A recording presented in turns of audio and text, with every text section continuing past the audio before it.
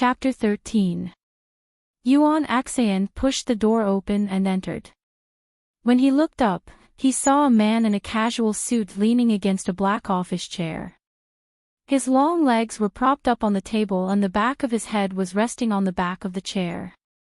His upturned face was covered with a book. Hearing the movement at the door, the man didn't move. It was as if he hadn't heard anything in his deep sleep. Yuan Axayan wasn't in a hurry. He placed the potted plant on the table and unhurriedly took out a few scripts from his briefcase. He placed them separately on the table. Then, he knocked on the table. "These are the good scripts I picked out recently. Which one do you want to act in?" After a moment, his slender fingers took down the book, revealing a handsome face. The man lay lazily. He lifted his eyelids and said casually, "The flowers are dead." Halfway through his sentence, his eyes inadvertently swept across the potted plant on the table. A potted green orchid came into view. Thus, he changed the topic very naturally. "I really need work to soothe my sadness." Yuan Axayan puffed out his chest. He knew he could control this ancestor. Then, he pushed the script to him. Siyu's eyes casually swept over the script and pointed at one of the scripts. "I'll take this one." Yuan Axayan picked it up and glanced at it. Then, he nodded in agreement. "Okay, I'll contact the director now. I'll push the rest for you. This production crew will officially start filming in half a month. You have to join the crew on time. I'll send you the complete script later. During this time, think about it carefully so that you don't embarrass me." Siyu clicked his tongue. "Can't you say something nicer?" Was this something a human would say? He was the winner of the Golden Horse Best Actor Awards. How could he fail at acting? Yuan Axayan snorted to show his merciless mockery towards Siyu. Siyu's eyes were glued to the potted plant again. "Qi Weiqing is back. He's back, you." Yuan Axayan was about to continue speaking when he was interrupted by a knock on the door. Yuan Axayan looked at the door and said, "Come in." A secretary with exquisite makeup in high heels pushed the door open and said formally, "Best Actor C, Brother Yuan, Miss Fang Shuirua is here. She wants to see Best Actor C." The woman tried her best to appear businesslike, but when her gaze landed on Siyu's face, she couldn't help but blush. That handsome face was too lethal for women. It was dazzling and mesmerizing. "Why is she here again?" Yuan Axayan frowned when he heard the name. The word "again" was used cleverly, indicating that this was not the first time she had come here, and it also showed their attitude towards this. Siyu replied impatiently, "I'm not seeing him." Yuan Axayan had no objections. He said to the woman, "Tell her that Best Actor C isn't here. Tell her to make an appointment with me before she comes." "All right." The woman nodded in response. She couldn't help but take a few more glances at Seeing before closing the door and leaving with a red face. Yuan Axayan clicked his tongue and said, "You're a scourge. Couldn't these girls see their nature? Appearances can blind one's eyes. I was born with it." Siyu strode around the table with his long legs and walked to Yuan Axayan's side. He picked up the potted plant naturally and turned to leave the office. "I'll go back first. Call me if there's anything." Yuan Axayan replied and reminded him repeatedly, "Remember to read the script." Siyu didn't even turn his head. He just waved his hand in response. Apple Entertainment had a special staircase for celebrities to leave from a secluded intersection to avoid being followed by the paparazzi. Siyu walked to the car park. Siyu carefully placed the potted plant in the front seat and fixed it properly. He closed the car door and walked to the driver's seat, preparing to open the door and drive away. "Best Actor C." A crisp and pleasant female voice sounded from not too far away, followed by the sound of high heels clicking on the floorboards. Please wait. He had thought that he hadn't alerted anyone, but he hadn't expected that the woman who had been waiting for him to leave would appear here. It seemed like the people at Apple Entertainment needed to be taught a lesson. Siyu glanced at her casually. Feng Shui lowered her head slightly, took off her sunglasses, and looked up. Best Actor C. Feng Shui's exquisite face was cold. We need to talk. Siyu clicked his tongue. I don't think there's anything to talk about. Siyu opened the car door and prepared to leave. When Feng Shui saw that Siyu was really about to leave, she hurried forward and reached out to pull the car door open. Siyu pursed his lips unhappily. Miss Feng, you're the star of the rival company. Isn't it inappropriate for you to appear at Apple Entertainment like this? Apple Entertainment and Orange Entertainment were sworn enemies. As the pillar of Orange Entertainment, it would be interesting if he appeared in Apple Entertainment and specifically came to stop him if he was photographed by the gossip reporters. He didn't want his name to be mentioned in the same breath as this woman. Feng Shui looked up at him, revealing her fair and slender neck. Her expression was weak and stubborn. Where's my sister? Siyu sneered. He crossed his arms and his lips curled into a cold smile. How strange. Where is Miss Feng's sister? Why are you asking me about her? What kind of logic is this? A trace of embarrassment flashed across her face. She bit her bright red lips and said, You were at the hotel that day, right? My sister disappeared after leaving the hotel. We couldn't find her. Uncle is very worried about her safety. If you know where she is, please let us know. We're really worried about her. The day after they found out that her sister was missing, they sent people to investigate. However, they didn't expect to meet with resistance. They only found out that she left the hotel and where she went after that. They couldn't find any trace of her. It was as though someone had erased all traces of her. Other than Siyu, who was also at the hotel that day, she couldn't think of anyone else who had such power. That day, a reporter accidentally took a picture of her sister. However, it was suppressed and didn't cause a stir. Her friends in the industry told her in private that it was Apple Entertainment. She didn't know when her sister met Siyu and why he helped her. Siyu looked at Feng Shui as though she was a clown. There were at least a few dozen people at the hotel. Why don't you ask others? If you can't find her, you can go to the police. Okay. But, Siyu didn't want to listen to her nonsense. He opened the car door forcefully, got into the driver's seat, and slammed the door shut. Feng Shui staggered and couldn't help but take 2 steps back. Best Actor C. Best Actor C. She took a few steps forward, but because she was in a hurry, she accidentally twisted her ankle. Just as she was about to fall, a figure rushed over and pulled her into his arms. Feng Shui gasped and fell into his broad chest. She only had time to see the tail end of a low-profile black car before it drove out of the parking lot. She looked away in disappointment. Then, as though she remembered something, she looked up and said in surprise, Brother Chang. Why are you here? Chang Zhu looked at Feng Shui affectionately. What if you got bullied if I didn't come? Chang Zhu felt uneasy when he thought about what he had just seen. He had come too late and caused the woman he cared about the most to suffer. Feng Shui retreated from his embrace and tucked her hair behind her ear. She said gently, I can handle it. Chang Zhu sneered. I think Siyu doesn't care about the Chang family and the Fu family at all. Feng Shui's eyes darkened and she said in a low voice, I'm not really a member of the Fu family. Before she could finish, Chang Zhu interrupted her. Why do you think that way? Uncle Fu treats you like his own daughter.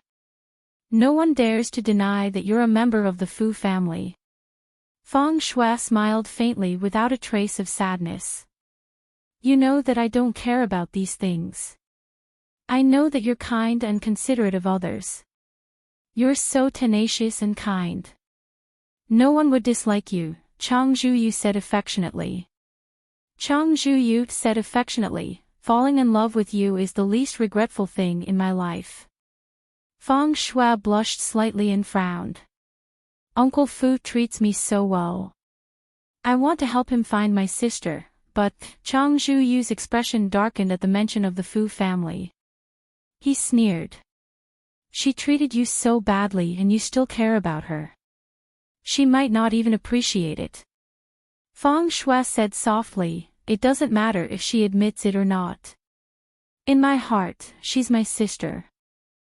How can I be at ease now that her whereabouts are unknown? You're just too kind. Chang Zhuyu felt that it was unfair to his sweetheart, but he couldn't bear to blame her. After all, she wouldn't be at a disadvantage with him around. Fang Shui said worriedly, but Best Actor C still refuses to reveal anything. If there's no other way, we can call the police and sue CU for kidnapping someone. Don't. Fang Shui refused. That's not a good idea. Best Actor C's fame didn't come easily. If this matter is exposed, his reputation will be ruined. Chang Zhuyu said jealously, why do you care so much about him? Fang Shui shook her head. It's not that I care. We can't blow this matter up. She took Chang Zhuyu's hand and said gently, all right, let's think of another way. Let's leave. It'll be hard to explain if the reporters see us. Okay, her soft and delicate hand held his. Chang Zhuyu instantly forgot about everyone and everything else. There was only one thought in his mind. Shui Ruo took the initiative to hold his hand. Siyu drove the car away. From the rearview mirror, he could see a man rushing out and hugging the woman. He sneered. This adulterous couple was a match made in heaven. The car drove onto the road and merged into the traffic. Siyu pursed his lips into a straight line. When the woman mentioned the incident, he couldn't help but recall that terrible but not too bad night. He had been careless and had wanted to rely on his willpower to survive for a while until Yuan Axayan came to pick him up. He hadn't expected that a woman would suddenly pounce on him. Moreover, it was a woman who had also been drugged. He had wanted to hold it in, but he hadn't expected the woman to hug him and squirm against him. He had lost his rationality and spent a chaotic night. When Yuan Axayan rushed to the hotel, he knocked on the door but there was no response. The first thing he did was to take control of the hotel and check the surveillance cameras. When he saw Siyu bringing a woman back to his room, he knew that he was too late and could only try to remedy the situation. Yuan Axayan immediately destroyed the surveillance cameras and found out that the woman wasn't arranged in advance. Instead, she was the Fu family's eldest young mistress with a bad reputation. Yuan Axayan didn't sleep the entire night. He was afraid that this matter would be exposed. He used all his connections to take care of everything. When he found out that the media was preparing to release negative news about Fu Yunruo, he suppressed it. He hadn't expected that Fu Yunruo would escape in a hurry after he dozed off. Looking at her posture, it seemed that she wanted to completely disappear in front of people. Yuan Axayan hurriedly knocked on the door to wake Siyu up and quickly explained the matter. Siyu was very satisfied with Yuan Axayan's way of handling things. When he found out that someone was looking for the woman with bad intentions, he wiped away the traces. In fact, he really didn't know where the woman had gone in the end. He didn't specially look for her. Even though they had crossed paths that night, they had never met before. Since she didn't want him to take responsibility, he didn't care. However, although the woman had a bad reputation, he didn't hate her that night. On the contrary, he felt that she was quite good. Otherwise, he wouldn't have helped her. But he didn't want to be targeted by an annoying woman because of this. Siyu knocked on the steering wheel. Since they were so free, he would find something for them to do. Fu Yunruo didn't know what was happening thousands of miles away. She tidied up her greenhouse and made sure that everything was prepared before the live broadcast. Then, she nervously started her first live broadcast. She only had a cell phone as her live broadcast equipment. This cell phone was her most valuable asset at the moment. It was the most high-end cell phone in the country. The resolution of the camera was very high, and the original image was comparable to a professional camera. After opening the live broadcast room, Fu Yunruo started the live broadcast based on her intuition. Hello everyone, I'm Yunwan Yunshu. This is my live broadcast room. The purpose of my live broadcast is to raise flowers with everyone. I hope that we can raise amazing orchids. This is the greenhouse. She walked around the greenhouse with the camera. Then, she introduced the utensils, seeds, and seedlings one by one. Then, she talked about her own thoughts. Regardless of whether there was an audience or not, she still spoke very seriously. As she spoke, she suddenly saw a pop-up comment on the screen. Mrs. Voice is so nice. I love it. I love it. Fu Yunruo's eyes curved as she happily said, "Thank you for the compliment." Only then did she notice that the number of viewers in the live broadcast room had jumped from 0 to 8. She was even happier. It seemed that live broadcasting wasn't that difficult. Miss must be very beautiful. Show your face, a second pop-up comment floated past.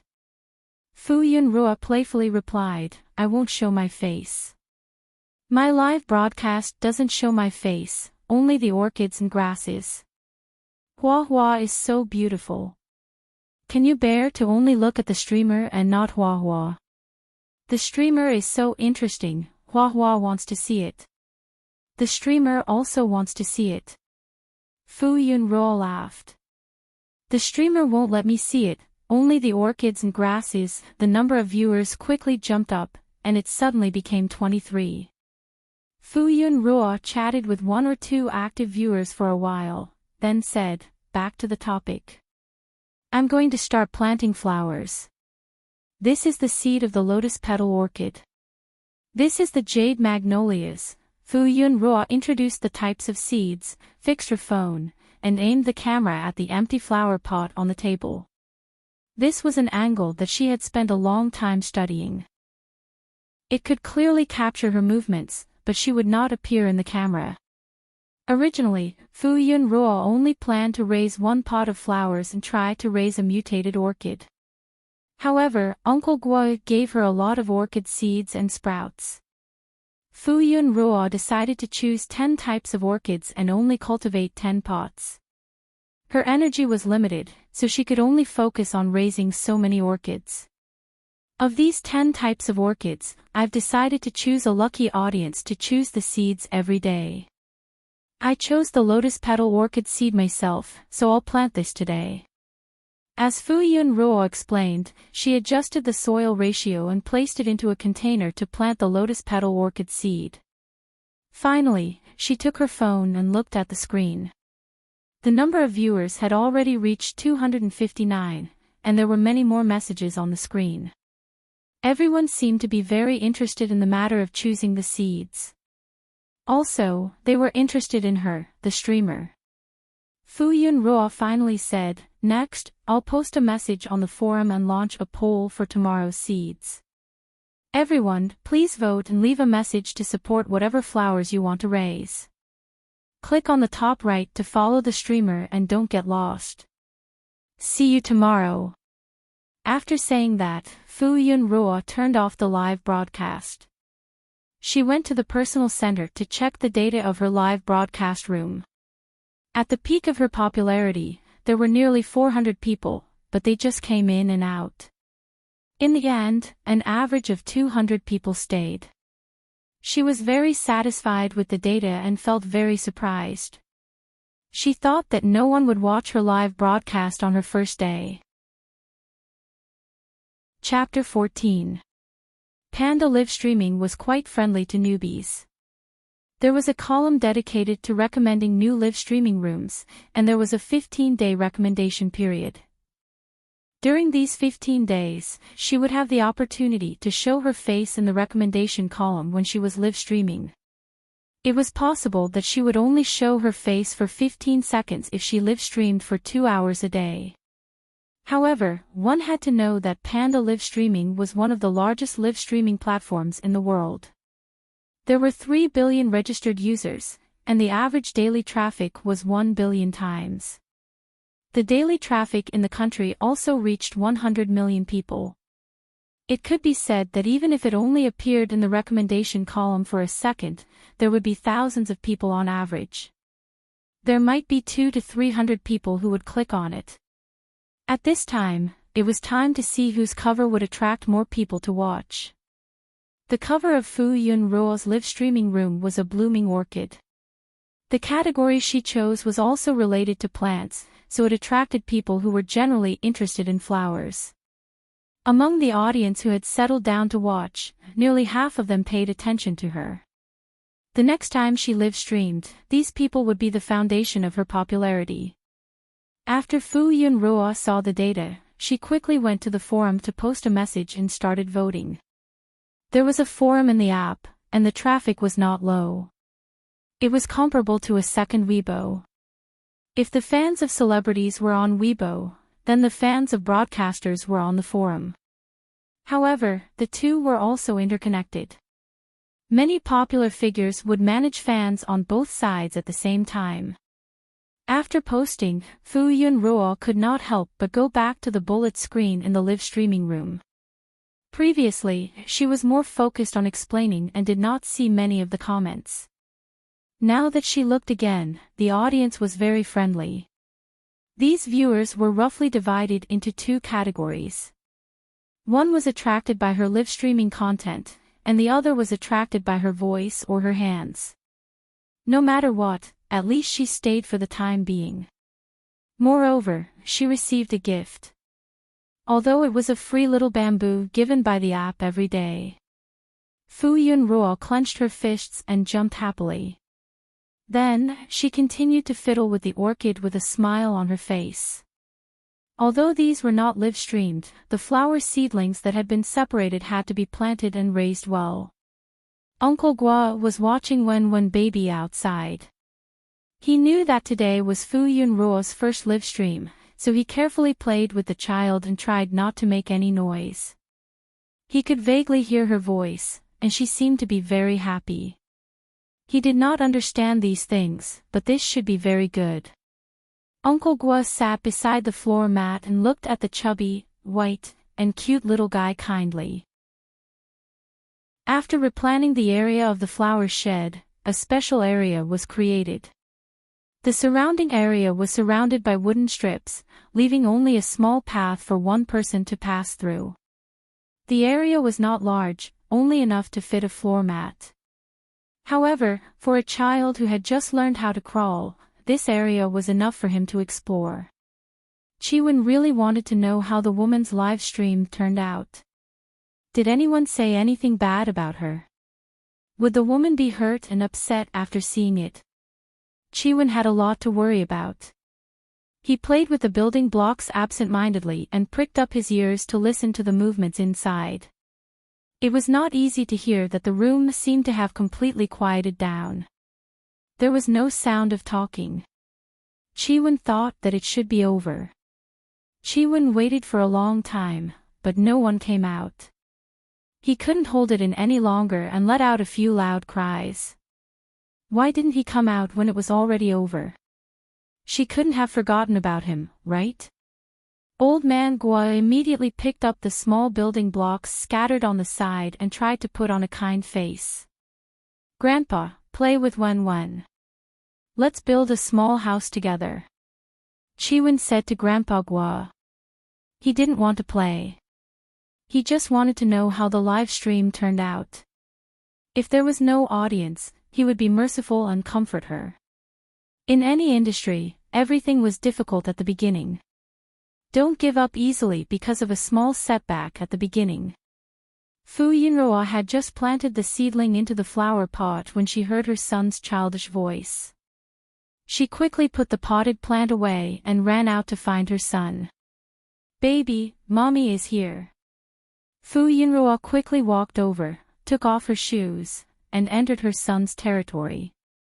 She picked up his soft and fragrant little body and kissed him a few times. Then, she rubbed his little face. After coaxing her baby son, Fu Yinruo smiled and said to Uncle Guo, "Thank you for looking after Wenwen." Uncle Guo was rarely gentle. Wenwen is very obedient. It's not hard. Uncle Guo stood up and took a few more glances at Wenwen. Chiwen turned his head to look at Grandpa Guo and made a sound at him. He even waved his little chubby hand at him as if he was saying goodbye. Old man Guo immediately left with his hands behind his back, satisfied. Fu Yinruo sat on the cushion and held Wenwen's baby in front of her. She pinched the baby's chubby little hand. Every time she pressed, the baby's hand would bounce back. She simply couldn't stop. Fu Yinruo's greatest sense of accomplishment was raising her son to be fair, chubby, and healthy. His little hands and feet were like lotus roots, and his beautiful and cute little face was also chubby and bouncy. He really made people love him so much that they couldn't bear to part with him. Chiwen allowed this woman to touch him. His chubby little face was full of helplessness.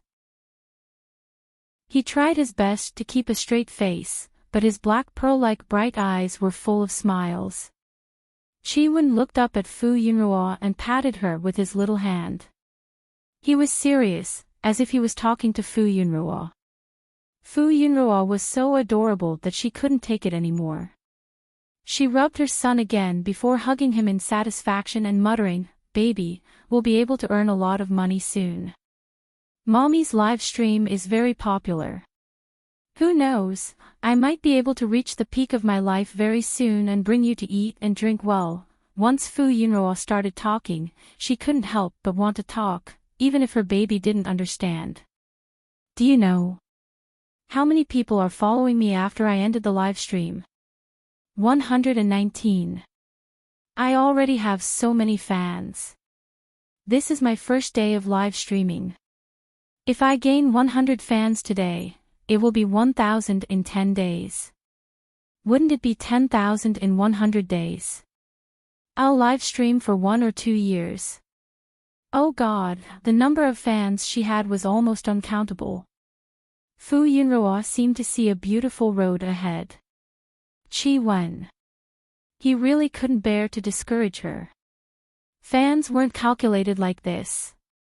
He used to have an account on Panda Livestream. At his peak, he had more than 100 million followers. On average, the number of active fans per day was at most 10 million.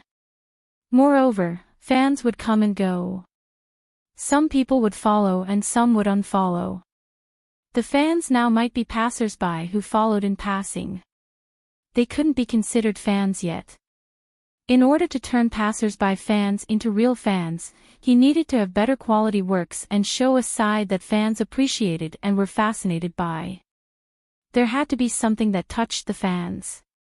Moreover, Panda Livestream's newcomer recommendation period was only 15 days. After 15 days, if there was no contract or platform promotion, they would purely rely on popularity to get on the list. The rookies, who had no way to stand out, were left with no chance of making a splash. Finally, they fell silent. Forget it, he didn't know how to speak. If she lost fans, he would reluctantly give her a kiss to comfort her. Fu Yinruo was extremely excited the whole day.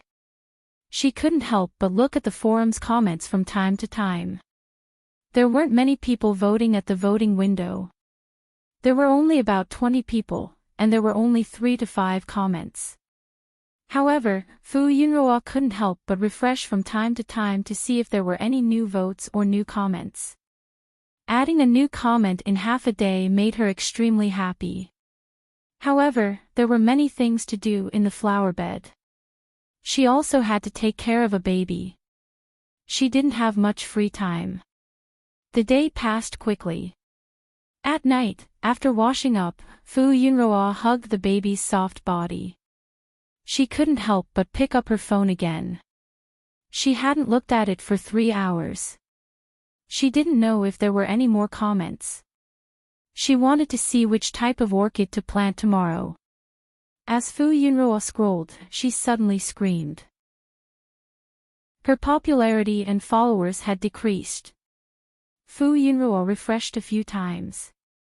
She was very sure that there were 8 fewer followers. She suddenly looked sad. Why didn't it increase? Chiwen subconsciously raised his 2 chubby little feet forward and grabbed them with both hands. His flexible little body bent into an incredible arc. He raised his little feet and turned to look at the woman. He wasn't surprised that she had lost fans. Thinking of the thoughts he had during the day, he put down his little feet and twisted his body. He climbed onto her body and leaned over to give her a domineering kiss. All right, don't be discouraged. Don't be disheartened. Fu Yunroa's cheeks were suddenly touched softly. She was so shocked that she almost dropped her phone. Her baby rarely took the initiative to get close to her. Fu Yunroa looked at her son and was so touched that her eyes welled up with tears. Was her baby comforting her? She was too touched. The touched Fu Yunroa molested Wen from head to toe. The struggling baby was like a little tortoise that had been flipped over. His 4 limbs were flailing in the air. Oh, this despicable woman. Chapter 15. Chi Wen's small body was as red as a crayfish. He struggled to break free from the woman's molestation and crawled to the innermost part of the bed. He lay on his stomach and shut himself in. This woman was too despicable. He was comforting her out of kindness, but she actually treated him like this. Did he not want his face? He was angry. Fu Yunroa snickered behind his back.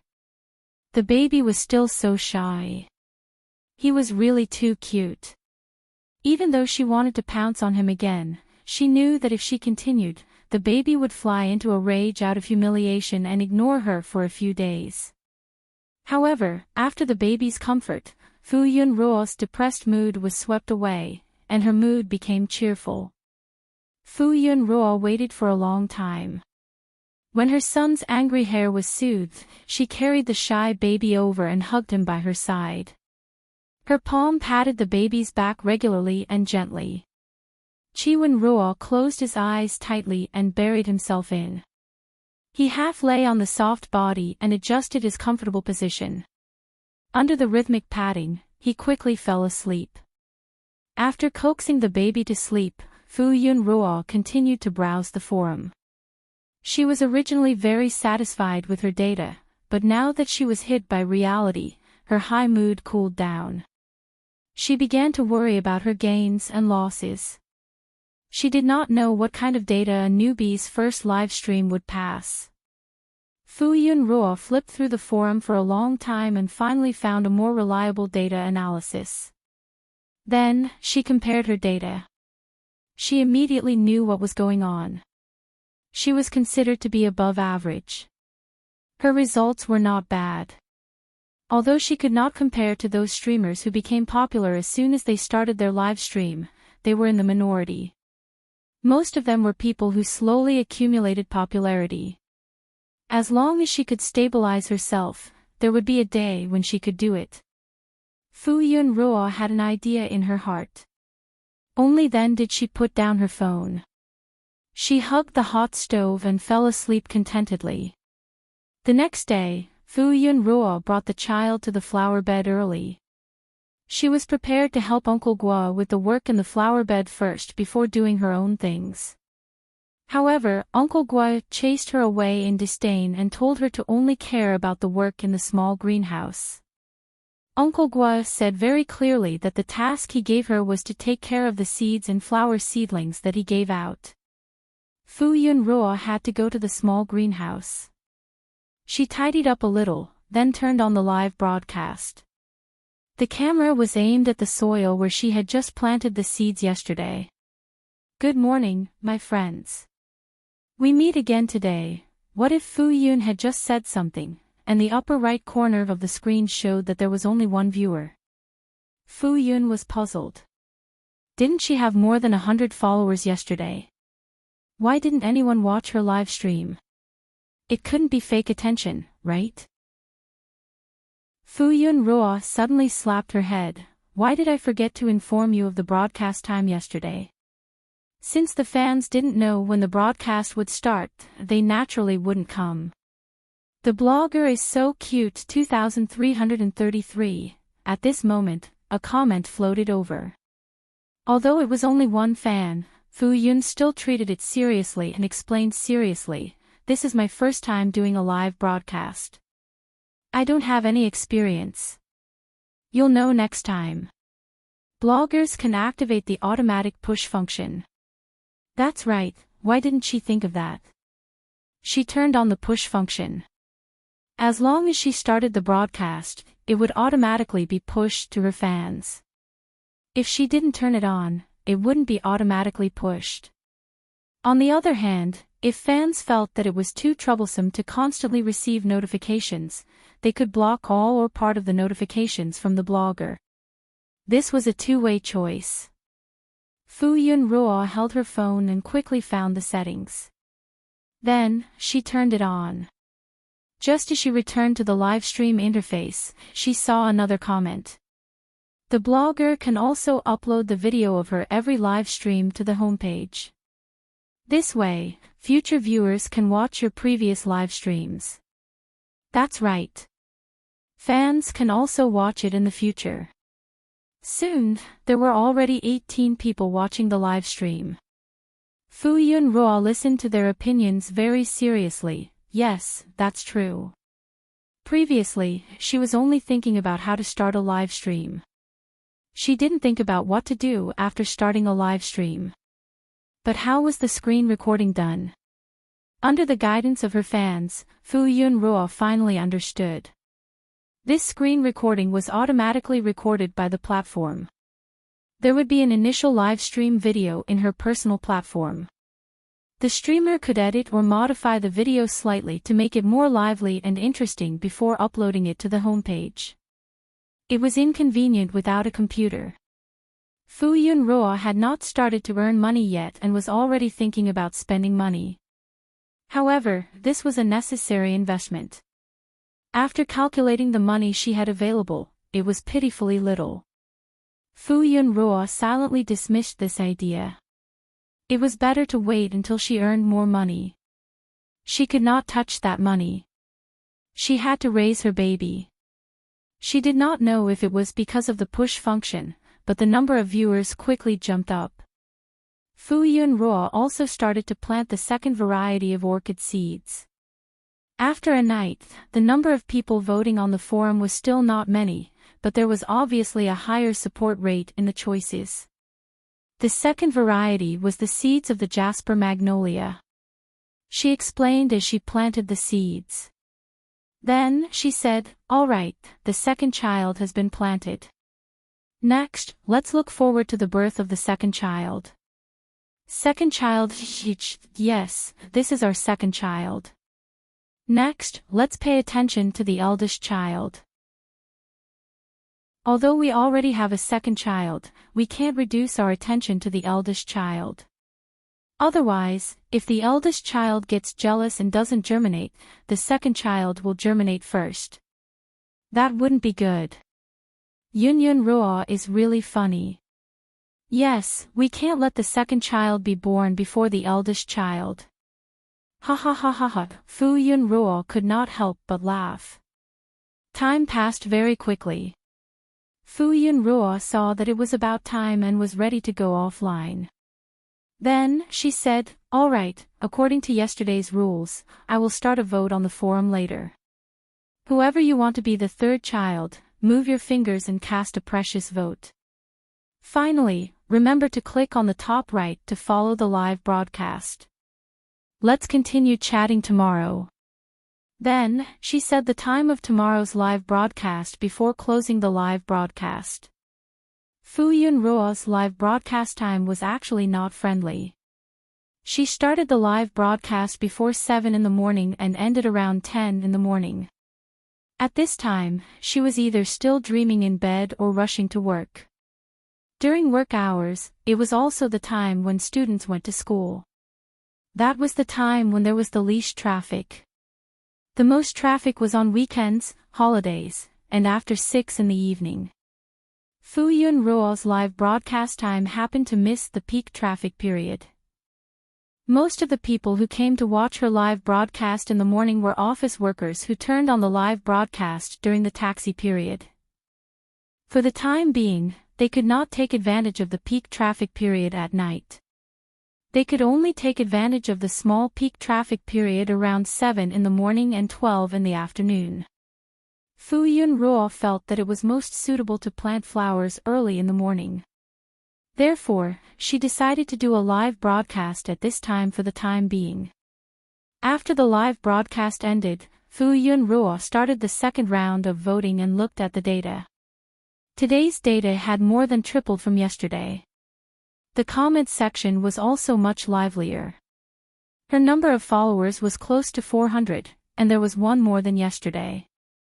She had received a gift. Yesterday's gift was the little bamboo that the platform gave her for free every day. Today, it was not only the little bamboo, but someone had also given her a reward. She looked at the platform. Those gifts were converted to RMB, which was 20 yuan.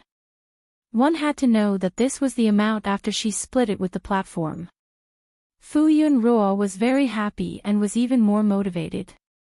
She wanted to do better, so she became more and more attentive to the live broadcast. In another city, in a high-end villa area with high privacy, Yuan Axayan stood in front of a villa in an aggressive manner. He pressed the doorbell and shouted at the camera, "I'm sorry, but I'm sorry. See you, open the door for me. I know you're inside. If you have the guts, hide in the house. If you have the guts, open the door for me."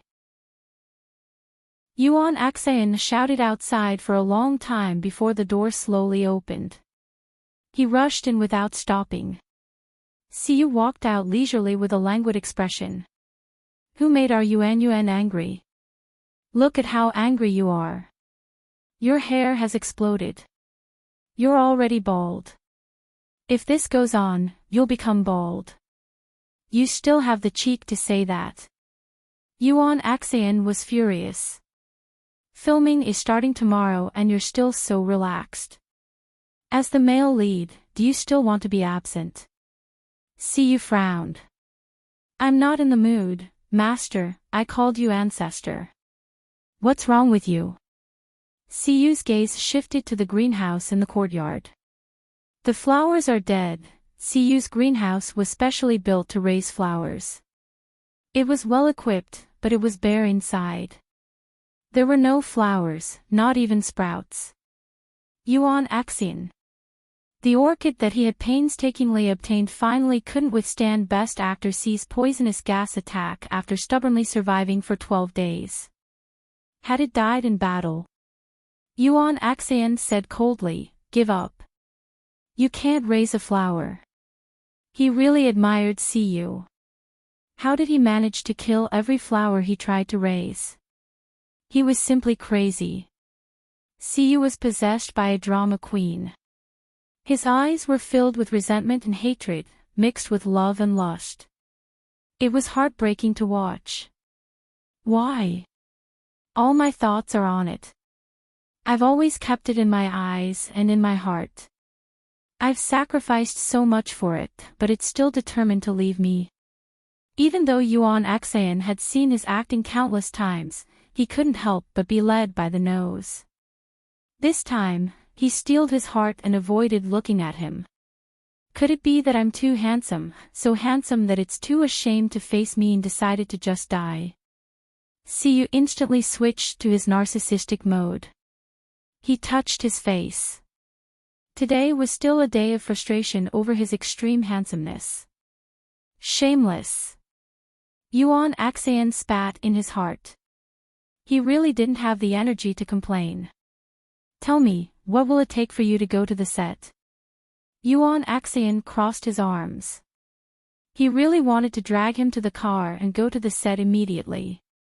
I want to raise flowers. People always said that if they couldn't get something, they would want it even more.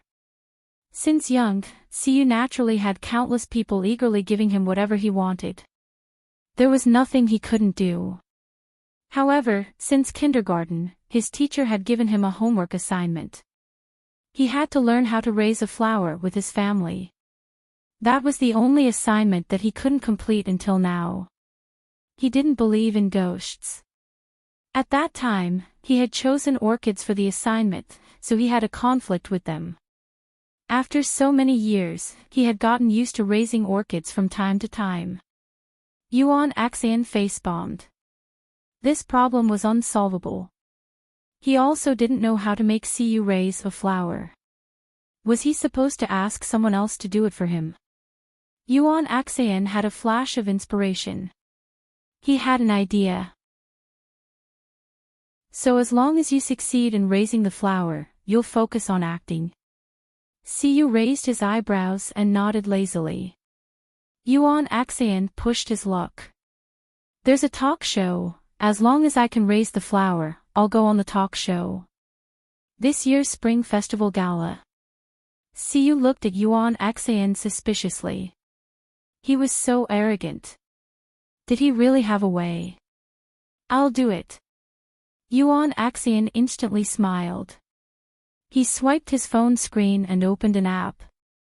Here, you can raise flowers here. What do you mean? There's a blogger who's raising orchids here. You can raise flowers here. Yuan Axayan thought about the live stream that he had seen 2 days ago. He had found it interesting and casually asked about it. He knew that it was a live stream about raising orchids. Qi Weiqing had also told him about it. He thought, isn't this just right?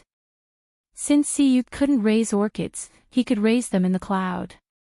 This guy couldn't possibly poison orchids that were thousands of miles away, right?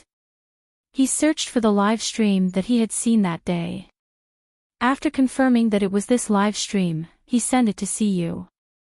You can raise flowers here in the future. The streamer starts from seeds. I heard that she wants to try raising a mutated variety. Who knows, you might not only be able to raise living orchids, but you might also be able to raise a mutated variety. Siyu raised his eyebrows. Yuan Axayan said confidently, raising flowers in the cloud is still raising flowers. You won't deny it, right? Siyu glanced at him indifferently and thought, when did this guy become so smart? Yuan Axayan kept recommending, I don't like to watch such live streams, but I have to say that this blogger was born to do this. Raising flowers isn't boring at all. Also, she started these voting campaigns to let the audience choose the variety. It's very attractive to those who really want to raise flowers but have to put it on hold due to various problems. Siyu was a little interested. However, there was no live stream at this time, so everything had to be decided. She said, I hope it's as interesting as you say. Otherwise, you can forget about the interview and the annual meeting. As she spoke, Siyu went back into the house and brought out her luggage that she had packed earlier. Yuan Axayan wiped the sweat off his forehead. He thought to himself, one day, I'll go on strike. Whoever wants to serve this bastard can do it. Chapter 16. Translator, Atlas Studios Editor, Atlas Studios. On the first day of filming, the crew was busy preparing for the opening ceremony under the instructions of the assistant director. The ceremony started at 8:00 sharp. By 7 o'clock, the venue was already bustling with activity. Siyu appeared before 7:00 and sat in his private lounge. As the male lead, he wasn't busy. He was just waiting for the right time to show his face. He seemed lazy and pretentious in front of his agent, but in reality, his image was perfect. He was dedicated and never acted like a big shot. He had already memorized the script and rehearsed it in his head many times. As he played with his phone, he suddenly thought of the flower-rearing live stream that his agent had recommended. Siyu opened the platform and logged in with his alternate account. He found the live stream and entered at the right time. The host had just started broadcasting for 2 minutes. The first thing he noticed was a pair of perfect hands. They were slender, fair, and smooth. Siyu didn't think that he was obsessed with hands, but he was still attracted to them. Other than being attracted by the flower-rearing live stream, the rest of the viewers were probably attracted by the host herself. The comments on the bullet screen were very lively. When is Yun going to upload the previous live stream? My heart hurts when I miss the treasure. I set my alarm so that I could watch the live stream immediately. You're not alone. You're not alone. I just want to see when our 7th child will be born. I'm looking forward to it. I'm looking forward to it. Siyu didn't want to interfere with the live stream, so he turned off the bullet screen and focused on watching the live stream.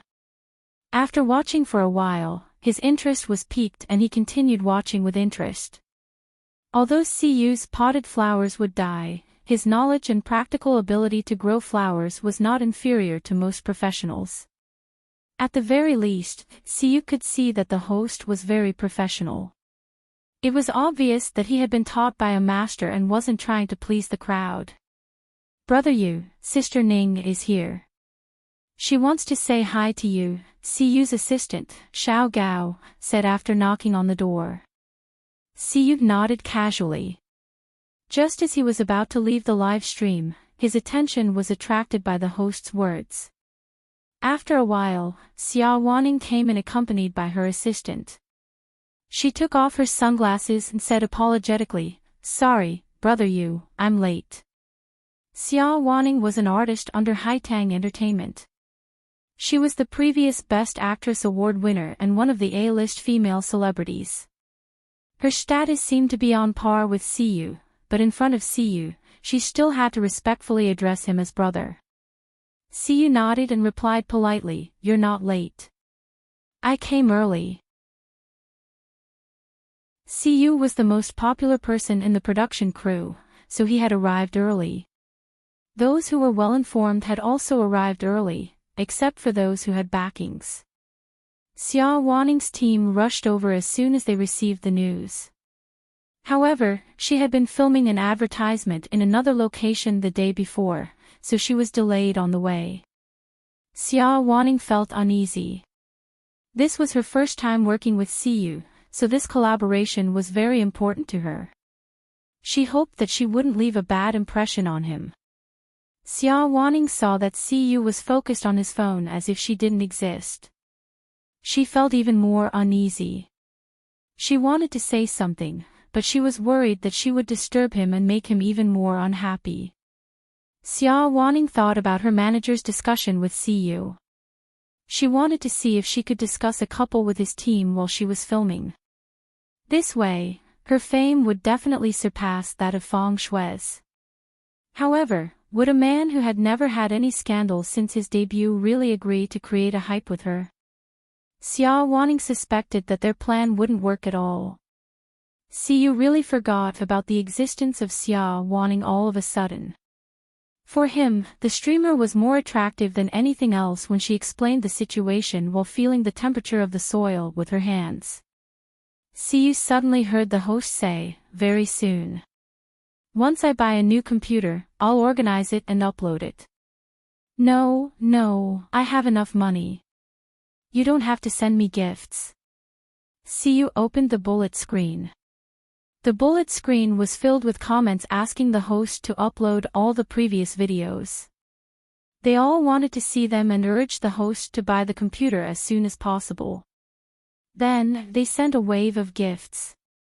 Siyu felt that this live broadcast was very interesting and wanted to see what the previous live broadcasts were like.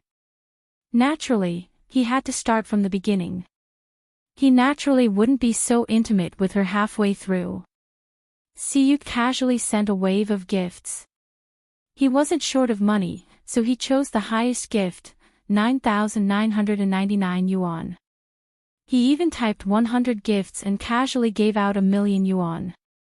This truly showed what it meant to be inhumane to be rich. At this moment, his assistant came to inform him of the opening ceremony. Siyu clicked follow and then exited the live broadcast room. He stood up and was about to walk out when he noticed Xia Wanning, who was sitting beside him on pins and needles. He was surprised for a moment and secretly thought that women were troublesome. He then smiled in a friendly manner and said, "Teacher Xia, please." "Brother Yu, you're too polite," Xia Wanning replied with a smile and felt a little relieved. Siyu didn't seem to be deliberately giving her the cold shoulder. Siyu was busy with work. Naturally, he didn't know that his casual gift had caused a huge uproar. Today was the 11th day of Fu Yun's live broadcast. She had just planted the seeds of all 10 varieties of orchids. At this time, she didn't pay much attention to the data. Her main focus was on these seeds. Different varieties of orchids had different environmental requirements such as germination temperature, soil nutrient ratio, humidity, and so on. If Fu Yun wanted them to germinate as soon as possible, she had to pay attention to the situation in the container and adjust the temperature and humidity at all times. It was no wonder that Uncle Guo told her to only focus on the work in the small greenhouse. She really didn't have the energy to do anything else. At this time, only the first, second, and fourth seeds had sprouted. They revealed fresh green, white, and tender sprouts.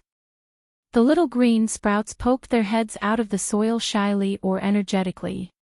It was especially pleasing. As usual, today was a very normal live broadcast. Occasionally, she would answer questions on the bullet screen. Fu Yun thought that it was already very impressive for her to receive a bouquet of flowers every day. She never expected that she would suddenly be rewarded by a nouveau riche. The surprise came unexpectedly. Fu Yun was dumbfounded when she saw a sea of flowers appear immediately after the screen disappeared.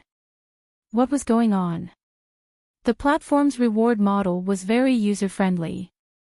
There were many ways to present gifts for people to choose from. Based on the price, for example, the house model. For example, 1 yuan was a warehouse, 5 yuan was a small single room. 9,999 yuan was a skyscraper. For example, the food model. 1 yuan was a steamed bun, 5 yuan was a steamed bun. 9,999 yuan was a Manchu Han imperial feast. If Fu Yun chose the flower model, 1 yuan was a flower, 5 yuan was a bouquet. 9,999 yuan was a sea of flowers. And if a nouveau riche tipped 9,999 yuan, a sea of flowers, a table of Manchu Han imperial feast, and a skyscraper would appear on the screen. Other than that, the host's live broadcast room would appear on the homepage. Every time the effect disappeared, the live broadcast room would rain red packets, and the audience could snatch red packets. Due to the unending rain of red envelopes, her live stream room was flooded with visitors in an instant. Her popularity numbers instantly shot up from 5,000 to 10,000, to 20,000, to 30,000. And this big boss seemed to have activated some strange mechanism. A few fans also tipped 1 or 2 seas of flowers, and even more fans tipped 1 or 2 bouquets of flowers, so there were so many rich people in her live broadcast room. Other than thanking them, Fu Yun repeatedly asked them not to spend money and not to send any more gifts. She was afraid of them. "It's okay, it's just money for a meal. Just take good care of my 6th brother. You big bosses, you've scared Yun 2333, I don't care about anything else. I just want my 2nd brother to debut in the center position among a group of brothers." Until the broadcast ended, Fu Yun was still in a daze. She suspected that she was dreaming. This was a beautiful thing that she dared to imagine in her dreams. However, she looked at her popularity. Originally, it was only about 10,000 followers, but it had already risen to more than 89,000. The number was still rising. Because of this wave of rewards, she jumped to become the new star of the day on the homepage and was ranked first on the popularity list. When she checked her income from the gifts, her hands were trembling. Calm down, Fu Yun Ruo. You've seen the world. It's just a small amount of money. Don't be like a country bumpkin. Calm down. Fu Yun Ruo took a deep breath and counted the numbers a few times. She silently calculated. Adding up the gifts, big and small, and excluding the portion that was given to the platform, she had actually received close to 400,000 yuan today. She was a little dizzy, but when she thought of how most of the rewards had been given to the platform, Fu Yun Ruo instantly had difficulty breathing.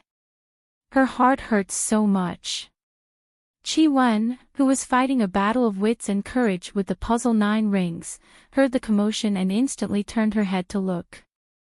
Fu Yun Ruo walked out of the small greenhouse with a dazed look on her face and a depressed expression. Qi Wen instantly put down her little toy and crawled over while babbling. What was going on? Could it be that there were haters who came to the live broadcast room to make trouble?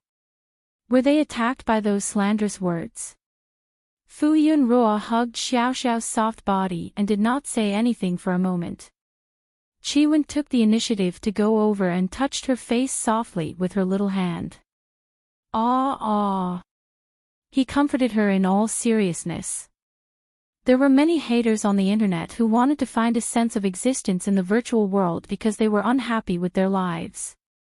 There was no need to care at all. In the past, he had encountered many of them. Even if he was scolded like a sieve, he would still be calm and even treat it as a joke. From another perspective, being scolded by others meant that you were going to be popular. This was a good thing. It's okay. I'll remember all the people who are scolding you now. When I grow up and know how to speak, I'll help you scold them back. Qi Wen babbled for a long time. Her little mouth was dry from all the talking. Fu Yun Ruo then raised her hand and fiercely bit her own wrist. Hiss. It was so painful. Qi Wen saw her silly and worried look. Could it be that she had been attacked until she became a fool? It was real. She was not dreaming. Fu Yun Ruo said with a dreamy look, "Son, I'm going to be popular. We've made a lot of money." She had become rich in an hour. She did not have to worry about money anymore. Fu Yun Ruo was full of pride. In the future, drink milk powder as much as you want. Buy toys as much as you want. Choose clothes as much as you want. She did not have to worry about her and her son's livelihood anymore. They were being kept by a nouveau riche, ha ha ha. I've made almost 400,000 yuan today. 400,000 yuan. Qi Wen. He had been worried for a long time, thinking that there was a problem. It was a good thing that she was popular, for 400,000. Qi Wen was stunned. How many days had this woman been streaming? She suddenly earned so much money. Could it be that she had been cheated? No, Panda Streaming was a legitimate platform.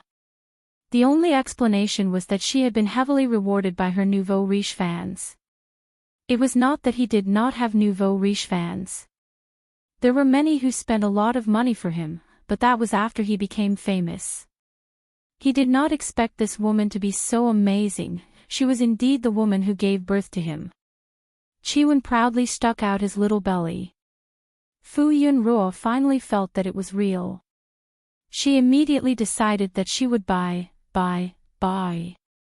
She used Uncle Guo's identity card to register for a shopping website. It did not affect her shopping at all. She immediately bought the laptop with good configuration that she had been eyeing for a long time. She also bought a lot of live streaming equipment under the recommendation of the forum's comments. She even bought a professional camera. Then, she bought a lot of small clothes for the baby. There were not as many styles for the baby boy as there were for the baby girl, and they were not as good looking. Fu Yunruo looked at those beautiful little dresses reluctantly. In the end, she could not help but buy a few. Qi Wen, who had been watching from the side. It was impossible for him to wear a little dress. It was impossible in this lifetime. He would not wear a little dress even if he was beaten to death. Fu Yunruo also bought a massager for Uncle Guo. Recently, he had been massaging his waist and neck from time to time.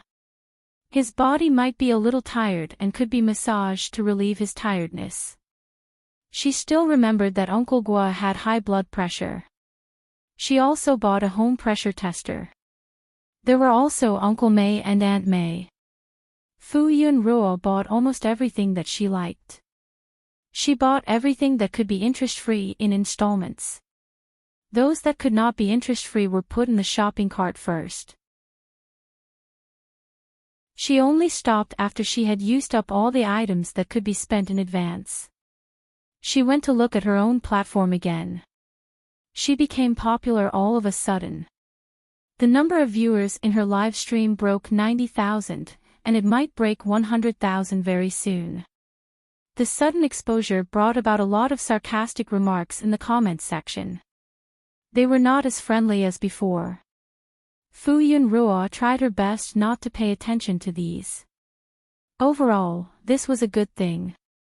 Fu Yunruo clicked on the private messages that kept flashing non-stop. This time, the invitation from the platform to sign a contract was much more sincere. On the third day of her live stream, she received a private message. It was a short message from the platform inviting her to sign a contract with the platform.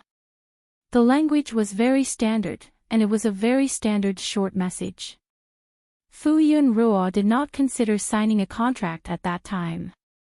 She immediately turned off the private message.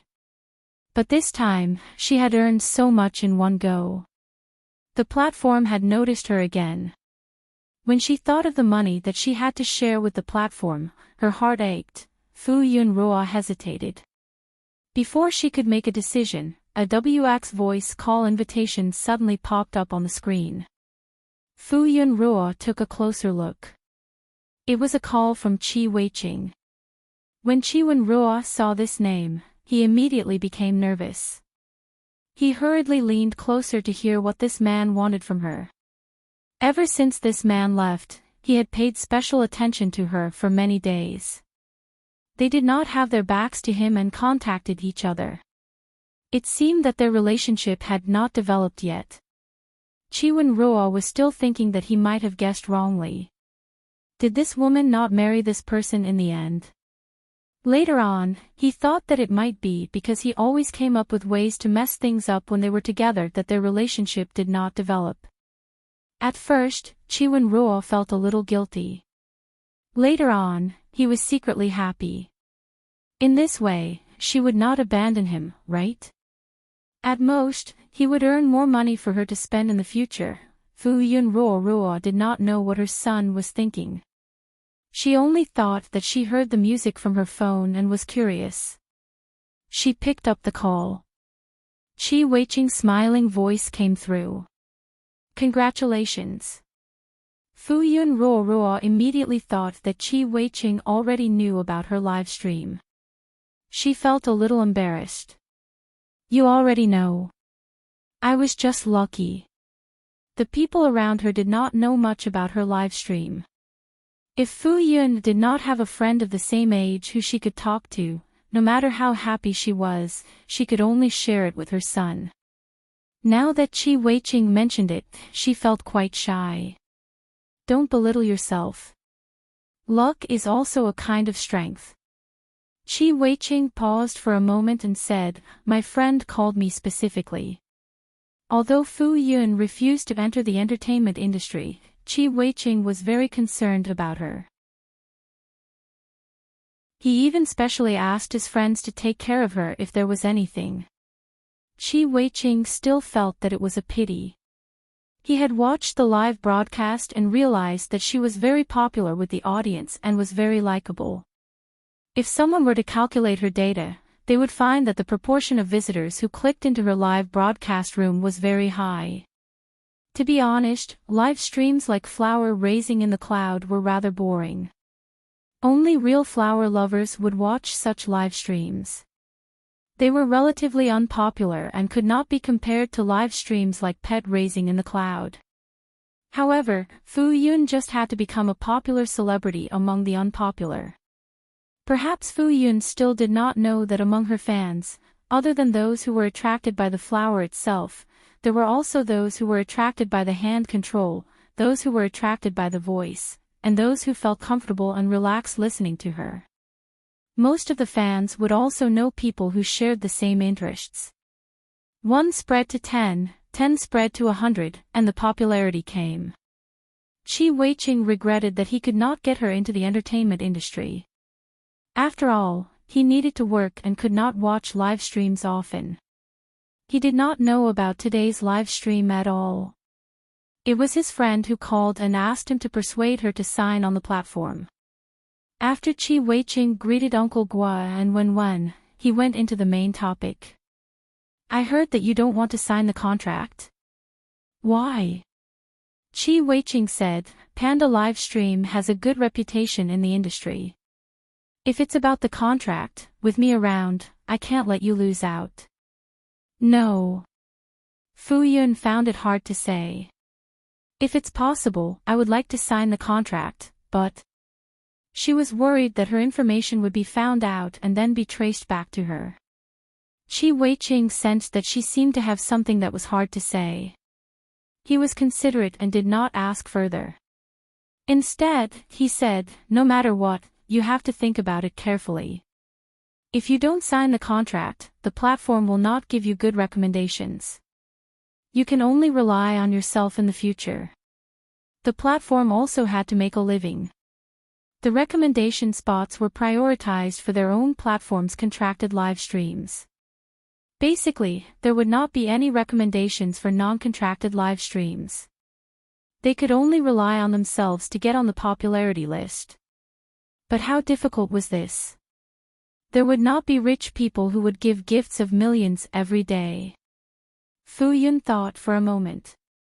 Although she had only known Chi Weiqing for a short time, he was a trustworthy friend. She said, I don't want to reveal my personal information. Chi Weiqing said in surprise, the platform keeps the personal information of contracted live streams confidential. It will not be revealed. I don't want to be found out by others. Fu Yun said vaguely. Chi Weiqing understood. Yun Ruo should be hiding from someone. He knew that this girl did not look like a child raised in a remote place. You don't have to worry about this. The platform pays great attention to personal privacy. It will not be found out. Moreover, even if you don't sign the contract, when you convert your income, you have to bind your bank card. Fu Yun's idea was to bind Uncle Gua's bank card and transfer it to his bank card. Uncle Gua would not care about this little bit of money. Moreover, Uncle Gua fully cooperated with her and provided her with the venue and various equipment so that she could successfully live stream. It was Uncle Gua who taught her professional skills. Even if all the money was given to Uncle Gua, she would not complain. There are many live streams on the platform that do not show their faces. If the live stream's identity information is so easy to find out, then those live streams' identities would have been found out long ago. Even if some live stream's identity information was found out in the end, it was not leaked by the platform. It was the live stream who accidentally exposed the information. On the contrary, if you sign the contract with the platform will pay more attention to the protection of your information. If that was the case, then there was nothing wrong with signing the contract. Ah! Chi-Wen patted Fu Yun's hand and looked up at her. Ah. What was she hesitating for? Sign the contract. Look, baby Wenwen already wants you to sign the contract. Chi Weiqing heard Meng Meng's cute little voice and said with a smile. Fu Yun lowered her head and looked at Wenwen. The balance that was wavering suddenly tilted to one side. She said solemnly, I'll sign it. Okay, if you don't mind, I can help you to negotiate the contract. When the time comes, you can see if you want to sign it or not. Fu Yun did not hesitate and agreed. She did not understand the internal situation. Chi Weiqing was in this circle and he knew more about these things. Then I'll have to trouble you, brother Chi. It's no trouble. Chi Weiqing said a few more words before hanging up the phone. Fu Yun continued to live a busy life. That night, Chi Weiqing sent her a contract. Fu Yun looked at it carefully. All the conditions were listed very clearly and there was nothing disadvantageous to her. On the contrary, she would be treated very well. As long as she guaranteed more than 60 hours of live streaming a month, it would be an average of 2 hours a day. This was very easy to achieve. During this period of time, she had been streaming for about 3 hours a day or even more. The contract also thoughtfully listed detailed privacy protection clauses. The contract would be signed for 5 years. This period of time was neither long nor short. It was within her acceptable range. The treatment was also not bad. It was still a 30 to 70 split. However, she would get 70% and the platform would get 30%. The contract also stipulated how many recommendation spots would be guaranteed in a month. This ratio was something that only very famous streamers could enjoy.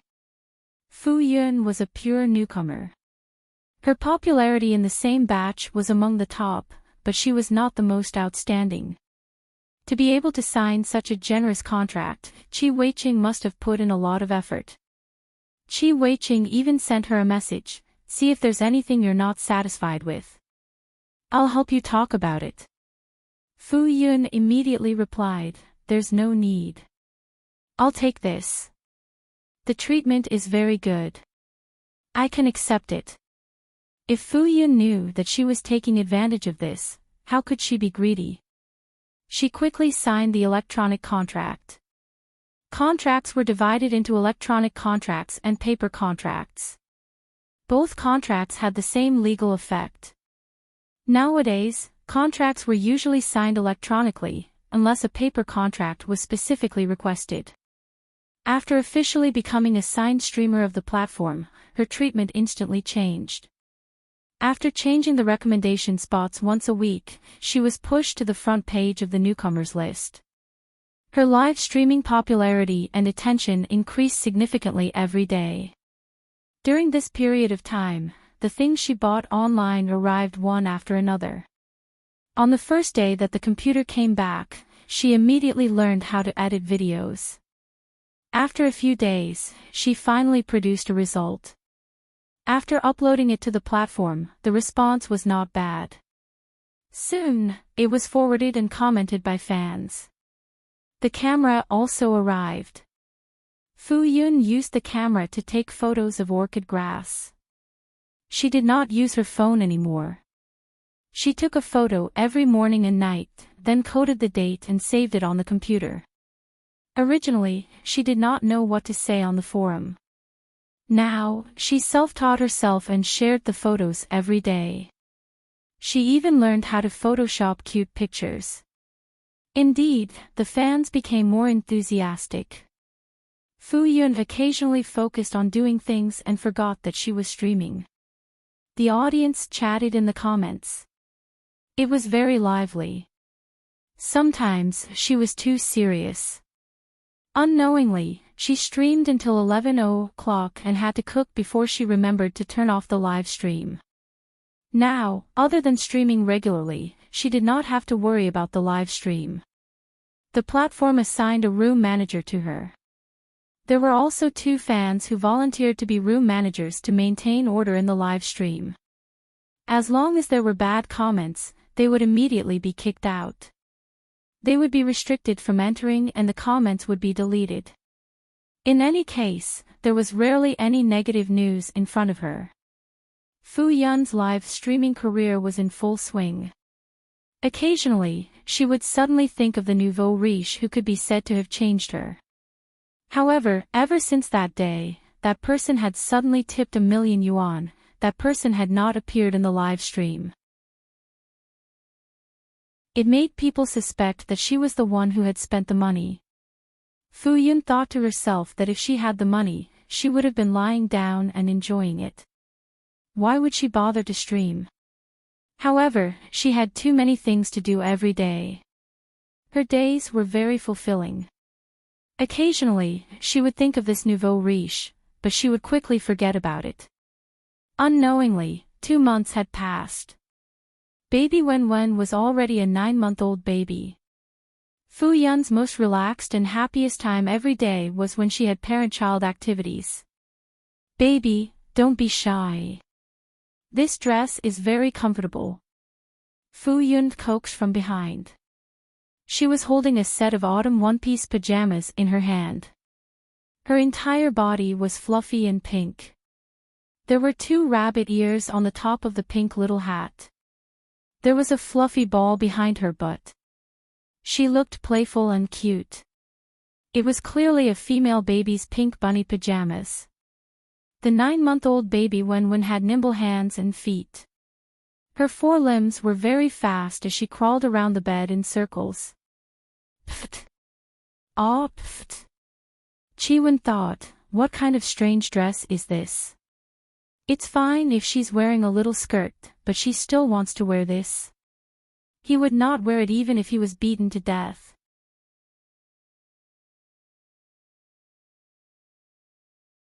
Chapter 17. Chi-Wen had been very troubled recently. He felt that he had indulged this woman too much, allowing her to ride on his head and behave atrociously. Look at what she had done wrong recently. Not only did she dress him up in gaudy clothes, but she also made him wear small skirts to take photos. She did not even let go of his sleeping time. He was a handsome, confident, and dignified man who was 185 meters tall. She was not a delicate woman. He should not have indulged this woman. She was used to being insatiable. If it were not for the fact that she had been so busy and tired recently, he would not have been so obedient. Chi-Wen huffed and puffed as he crawled quickly. However, no matter how he crawled, he was only crawling within the range of a bed. How could he escape from Fu Yun Ruo's 5 fingers? Fu Yun Ruo easily suppressed Wen. She smiled like a wolf grandmother. Wen, don't be shy. I know you will definitely like it. Pft. Ah, pft. Chi-Wen's chubby face turned red. His little chubby hands and feet were flailing around. His little butt could not control itself and twisted like a caterpillar. He had the ability to act out what it meant to refuse. Baby, are you really not going to wear it? If you wear it, Mommy will love you so much more than yesterday. If you are not willing, then Mommy will only love you a little more than yesterday. Fu Yun Ruo had a coaxing look on her face as she vividly gestured so much and so little distance. Wen's baby stopped struggling and revealed a hesitant expression. Fu Yun Ruo revealed a smile and was about to put it on for him when Wen started to crawl again. He was not going to fall for it. He crawled, he crawled, he crawled, he crawled, he crawled. Why was he still at the same spot? Chi-Wen moved his limbs for a long time, but he was still at the same spot. He turned his head to look. It turned out that the small clothes on his back had been grabbed. No wonder he could not move. Fu Yun Ruo could not stop laughing. Her baby was really too funny. Why was he so cute? Chi-Wen's small body was being pulled over. Seeing that he was about to be harmed, Chi-Wen panicked and instantly broke through his self-control. No. The word no was clear and sonorous. Fu Yun said in surprise, Baby, you can speak."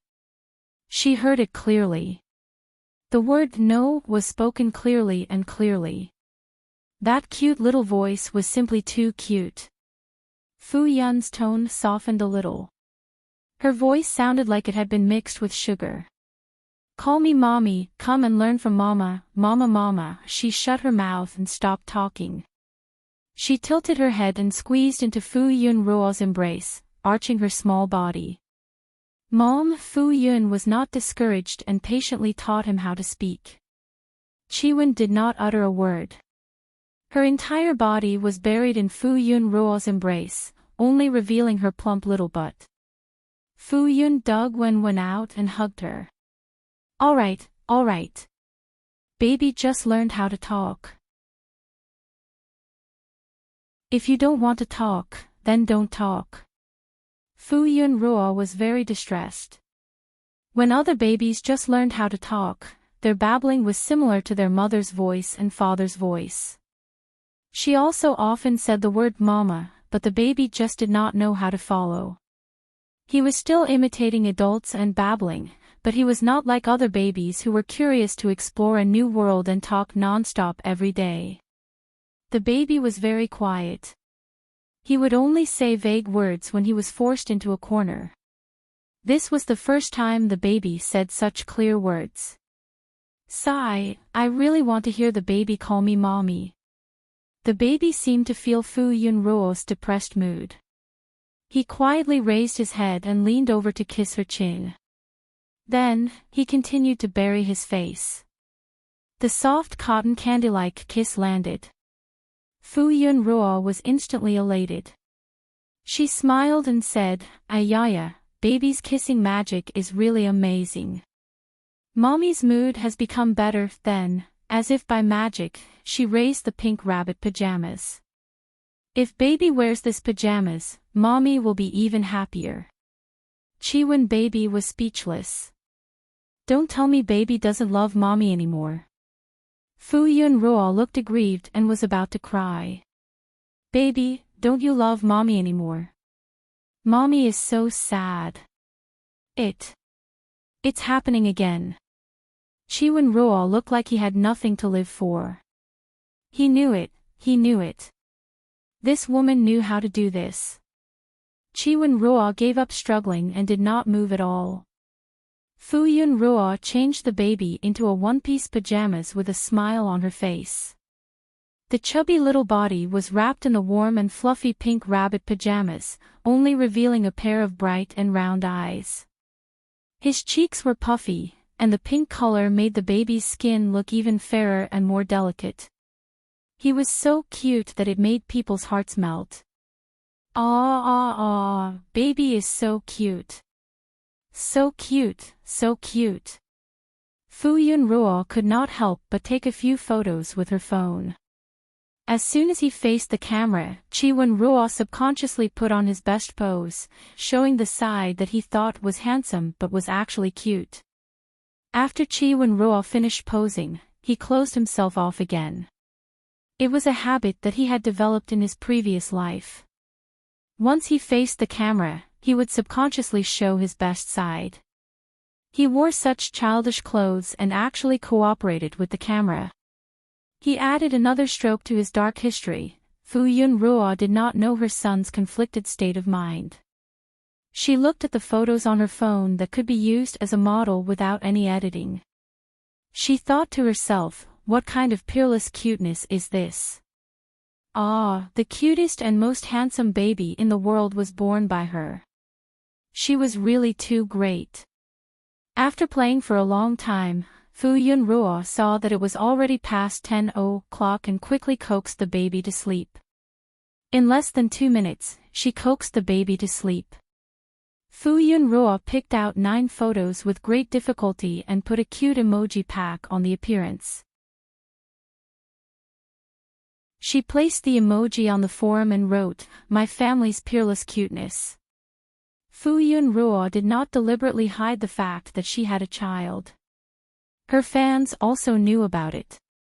She was not an idol or a celebrity, and she did not rely on her looks to make a living. The fans could accept that she had a son. They even liked her sharing the baby. Then, they all thought that this was their family's Xiao Yi, who was also their youngest. Sure enough, as soon as she posted the photos, many comments immediately appeared. Six brothers Mama fan, even if I can't see the youngest's appearance, I can feel a strong sense of cuteness from the screen. Youngest sister fan, Yun Yun Ruo is talking nonsense. This is clearly my little cutie. Have you watered the flowers today? Aw, as expected of our family's Lao Wei. Imagine that white and tender skin, those big black eyes, that small and delicate nose, that pink and pouty mouth. Aw, I'm so adorable that I need a kiss from Lao Wei to get up. Fu Yun Ruo was overjoyed and proud. Her baby was so popular. Ah, the baby would be a great best actor in the future. Sure enough, even if he was still a baby, he was very popular. After showing off her baby and reading the comments for a long time, Fu Yun Ruo finally hugged Wen baby and fell asleep in satisfaction. The next day, Fu Yun Ruo was woken up by the vibration of the alarm clock. She lay in bed and hugged the small warm stove, not wanting to get up. However, she had to go to work and could not laze in bed. Fu Yun Ruo got out of bed and changed her clothes. She turned back and tucked in the corner of the blanket. After making sure that her son was still sleeping soundly, she walked out of the room quietly. As soon as she walked out of the room, the cold wind blew on her face. She instantly shivered. In early winter, most of the cities in the north had already snowed heavily, but the cities in the south were still sunny. However, Fu Yun Ruo was in a remote mountainous area, and the terrain was higher. It would frost in the morning and evening, and the coldness seemed to seep into her bones. Only when there was a warm sun in the afternoon would there be some warmth. Fu Yun Ruo woke up every morning and stood in the courtyard for a while. Her hands and feet were as cold as popsicles and could not warm up for a long time. After she finished washing up, she filled a basin with hot water and brought a cute little towel, a small washing cup, and a small toothbrush into the house. The weather had turned cold. Fu Yun Ruo was not the only one who wanted to stay in the warm bed and not get up. Fu Yun Ruo carried Wen baby, who was still in a daze, and gently coaxed him to finish brushing his little baby teeth. She washed him with hot water and wiped his face with a warm towel. Then, she changed into thick clothes and put on a small vest. Finally, she applied the fragrant baby cream. A fragrant round ball was freshly baked. Chiwen moved his hands and feet with difficulty. He was already full of milk fat. After putting on a few thick clothes, it was even more inconvenient for him to move. He felt that he did not need to wear so many clothes, but there was a saying that made your mother feel cold. Chiwen could only be wrapped into a ball and carried behind Fu Yun Ruo with a strap. Then, he was tightly wrapped in a cloak and taken away. Riding on a donkey early in the morning, the air was cold. However, Fu Yun Ruo did not feel very cold at this moment. The small heater on her back was constantly transferring her body heat, and her body was starting to warm up. Fu Yun Ruo arrived at the flower garden and entered the flower shed before putting Wen down. The indoor temperature of the flower shed was controlled to a constant range, but the ground was still cold. The area where Wen was playing had already been covered with a thick and soft blanket. It was warm and not cold to sit on it. Fu Yun Ruo opened the live broadcast room skillfully and greeted the audience. When she saw the audience sending bullet screen comments saying that it was sad that she had to get up early in the morning to rush to the subway on such a cold day, she comforted them. Fu Yun Ruo felt the same way. She felt that it was also very sad for her to drive the donkey for more than 20 minutes every day. In such weather, it was difficult to persevere without a certain level of perseverance. Especially when it rained, it was wet and cold. Fu Yunruo was already considering whether or not she should stay here. However, she could not bear to leave the environment of the old house. She lived in the village and had a good relationship with the neighbors. She also had Uncle May and Aunt May to take care of her from time to time. If there was anything, she just had to shout and someone would come over to help. However, she lived here, which was a little far from the village. As she stayed in the flower shed all day long, she was not familiar with the people outside the village. This place was also a little remote.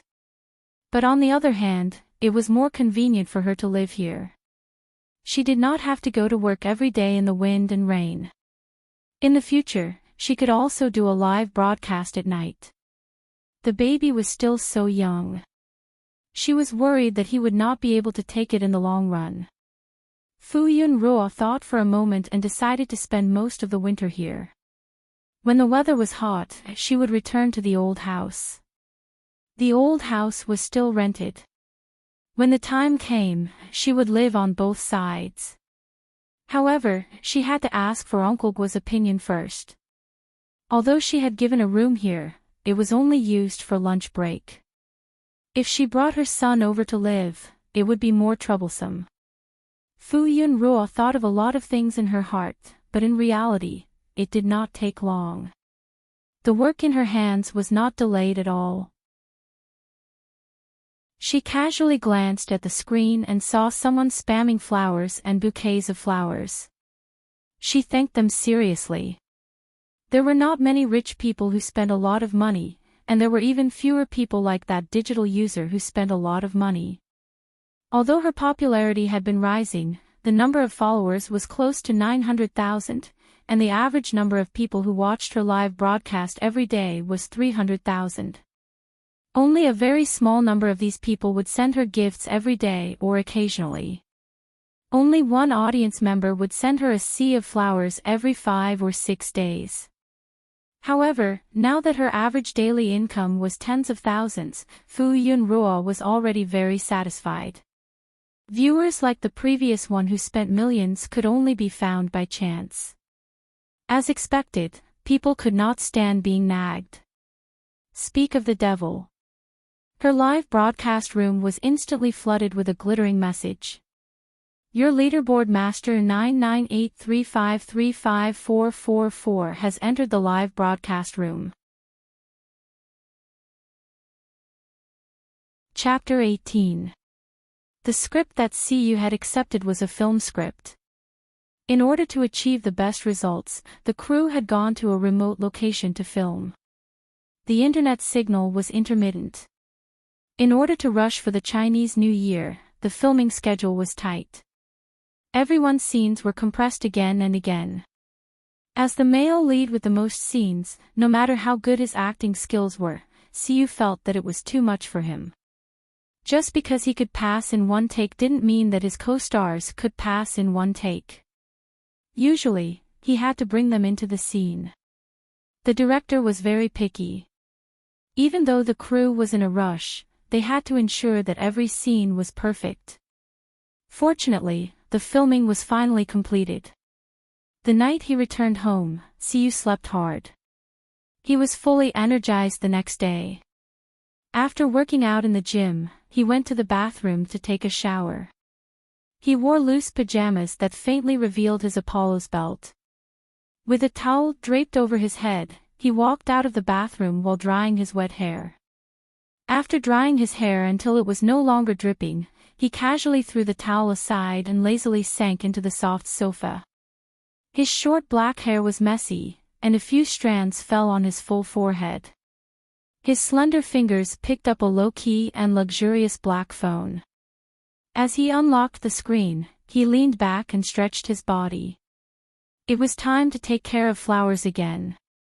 He instinctively wanted to poke his manager to hurry up and send a pot over. Then, he remembered the live broadcast he had watched the other day. His finger swiped over the chat app icon and clicked on the live broadcast platform. At this time, the only streamer he followed was in the middle of a live broadcast. CU entered the live broadcast room. He raised his eyebrows when he saw that the popularity was completely different from what he remembered. If he remembered correctly, the first time he had entered the live broadcast room, the streamer had only been a nobody with a few thousand viewers. After a short period of time, there were already 300,000 to 400,000 viewers. Had there been a change while he was away? The colorful bullet screen covered the entire screen. Siyu clicked his tongue and closed the bullet screen. When he saw the refreshing interface, his eyebrows relaxed. The streamer seemed to have noticed him and specially greeted him. Her voice was clear and pleasant. "Thank you, 99835354444, for your tip." Siyu thought about the gift she had casually given the other day and commented, "You're welcome." The host's voice was full of sincerity. "I still have to thank you. You've helped me a lot, and I'm very grateful.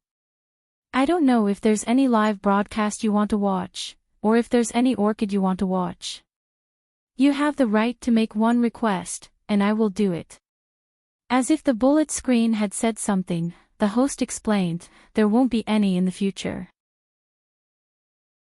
I don't recommend that everyone give me so many gifts at once.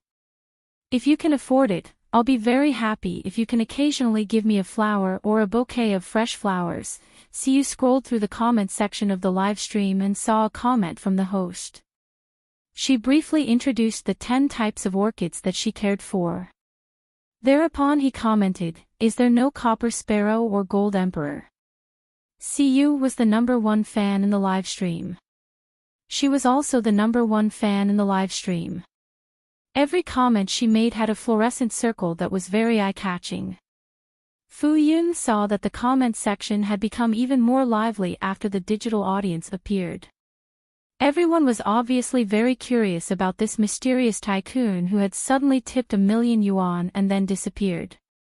Are tycoons so down to earth? 666 Fu Yun smiled and replied, "No, if you want to raise it, I can raise it."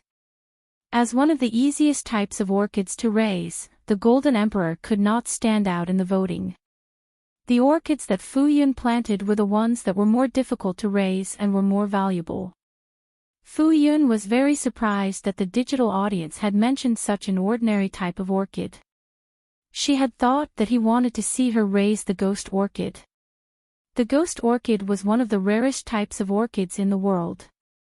It was forbidden to harvest wild orchids and was very rare in the world. It was very difficult to cultivate it artificially. Even Uncle Gua, who had been immersed in the art of orchids for 40 to 50 years, could not cultivate a ghost orchid. It was a rare treasure that could only be found by chance. If it was the Golden Emperor, she could completely take care of it. There are some seeds of the Golden Emperor in the flower shed. I'll find them now. The Golden Emperor did not need to be taken care of too much. It could be seen everywhere in the flower bed.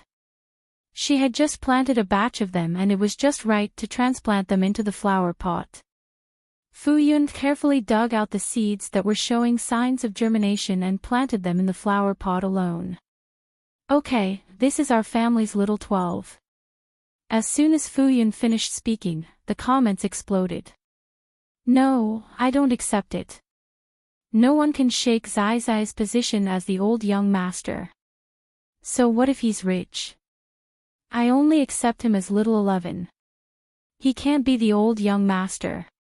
Yes, the old young master can only be Zai Zai." Fu Yun could not help but laugh. Why were the fans so cute? She comforted them, okay. Bao Bao is the old young master. This is our new member, 11. Fu Yun thought that the fans were already used to calling Bao Bao old young master. If there was another orchid behind, it would not be old young master anymore.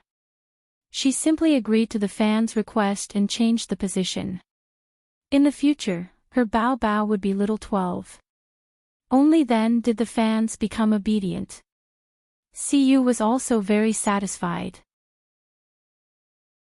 He did not care about these so-called rankings. It was fine as long as the broadcaster could raise the orchids he wanted to see. Then, he casually sent a few gifts and left a message, "Raise it well." When Fu Yun saw the sea of flowers appear on the screen, her heart instantly jumped. She hurriedly said, "Don't send gifts. You have already sent a lot previously. I will take good care of the flowers. Big Boss has scared Yun Yun." 233333. The screen was filled with good-natured laughter. Fu Yun repeated it twice. When she saw that there was no more sea of flowers on the screen, her heart slowly relaxed. Although it felt good to become rich overnight, Fu Yun preferred a steady stream. She was not short of money now. She would not change her ways to ask her fans for gifts. She would also stop them when she saw that they had sent too many. Fu Yun felt that she was the broadcaster that the platform disliked the most. However, the platform had not interfered with her before, so she did as she wished. It was best if she was happy doing it. When the time for the live broadcast was up, Fu Yun bade farewell to her fans and audience and turned off the live broadcast. When she went out to help Uncle Guo, she also mentioned that she wanted to move here. Uncle Guo was very displeased with this. "If you want to stay, then stay. Why are you asking me?" He had long wanted the mother and son to stay here. There were rooms and everything. Every day, he could not bear to see this orphan and widow go through the wind and rain. However, he also knew that this place was not as convenient as living in the village, so he did not say anything. If Fu Yun took the initiative to mention it, Uncle Guo would have something to say. Fu Yun smiled. "Okay, then I'll go back and pack up tonight. I'll move here starting tomorrow." She thought that Uncle Guo was quite lonely here alone. It was good for her and her son to stay here. They could take care of each other. After 5 o'clock, Fu Yun brought her son back to the village. After the weather turned cold, Fu Yun went back early every day. After autumn, the nights slowly became longer and the days shorter. Basically, the sky would turn dark after 5 o'clock. It would be completely dark before 6 o'clock. It was not safe to drive back in the dark. Fu Yun went back at 5 o'clock every day. However, because she had to do a live broadcast, she still woke up at the same time in the morning. She carried her son and specially went to look for Aunt May. She told Aunt May about this matter and asked her to help take care of the old house occasionally. She would continue to rent it and come back to stay often. Aunt May was very supportive of Fu Yun's decision. It was not a good idea to bring such a small child back and forth every day. The weather would get colder later. Not to mention children, even adults would not be able to stand it. Even if Fu Yun did not mention it tonight, she would still look for her to talk about this matter. Aunt May promised, "You can stay there with peace of mind. I'll be here." "Sorry to trouble you, Aunt May." After chatting with Aunt May for more than an hour and listening to her talk about some trivial matters in the village, Fu Yun brought her son home and prepared to pack up. There were not many things that she had to pack, mainly her winter clothes. The flower bed was their second place of residence.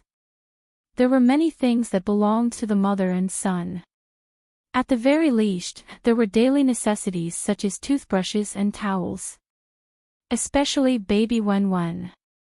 He spent more time in the flower bed every day. His personal belongings there were more complete than here.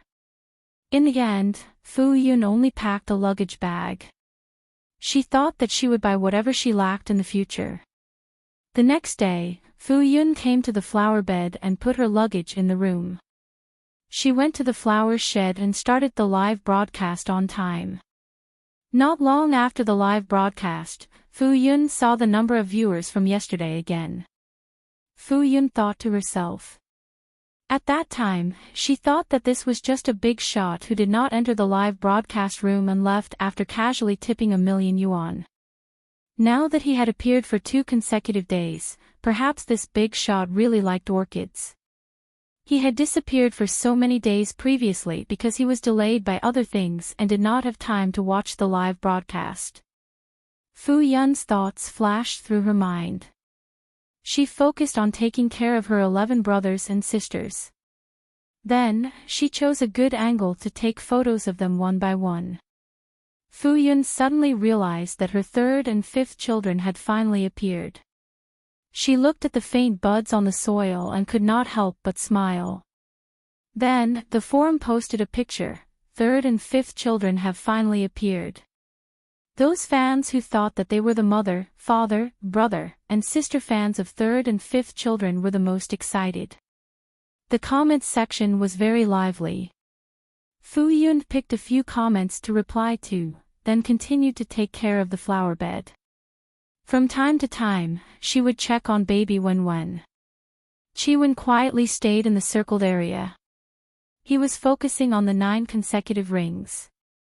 Fu Yun bought a difficulty level S9 consecutive rings online. He had not succeeded in solving it for many days. Chi-Wen thought to himself. It was just a 9 consecutive rings. How could he not be able to solve it? He had even pieced together a 6-sided Rubik's Cube, let alone this small thing. He had to solve it today. Otherwise, that woman would definitely laugh at him.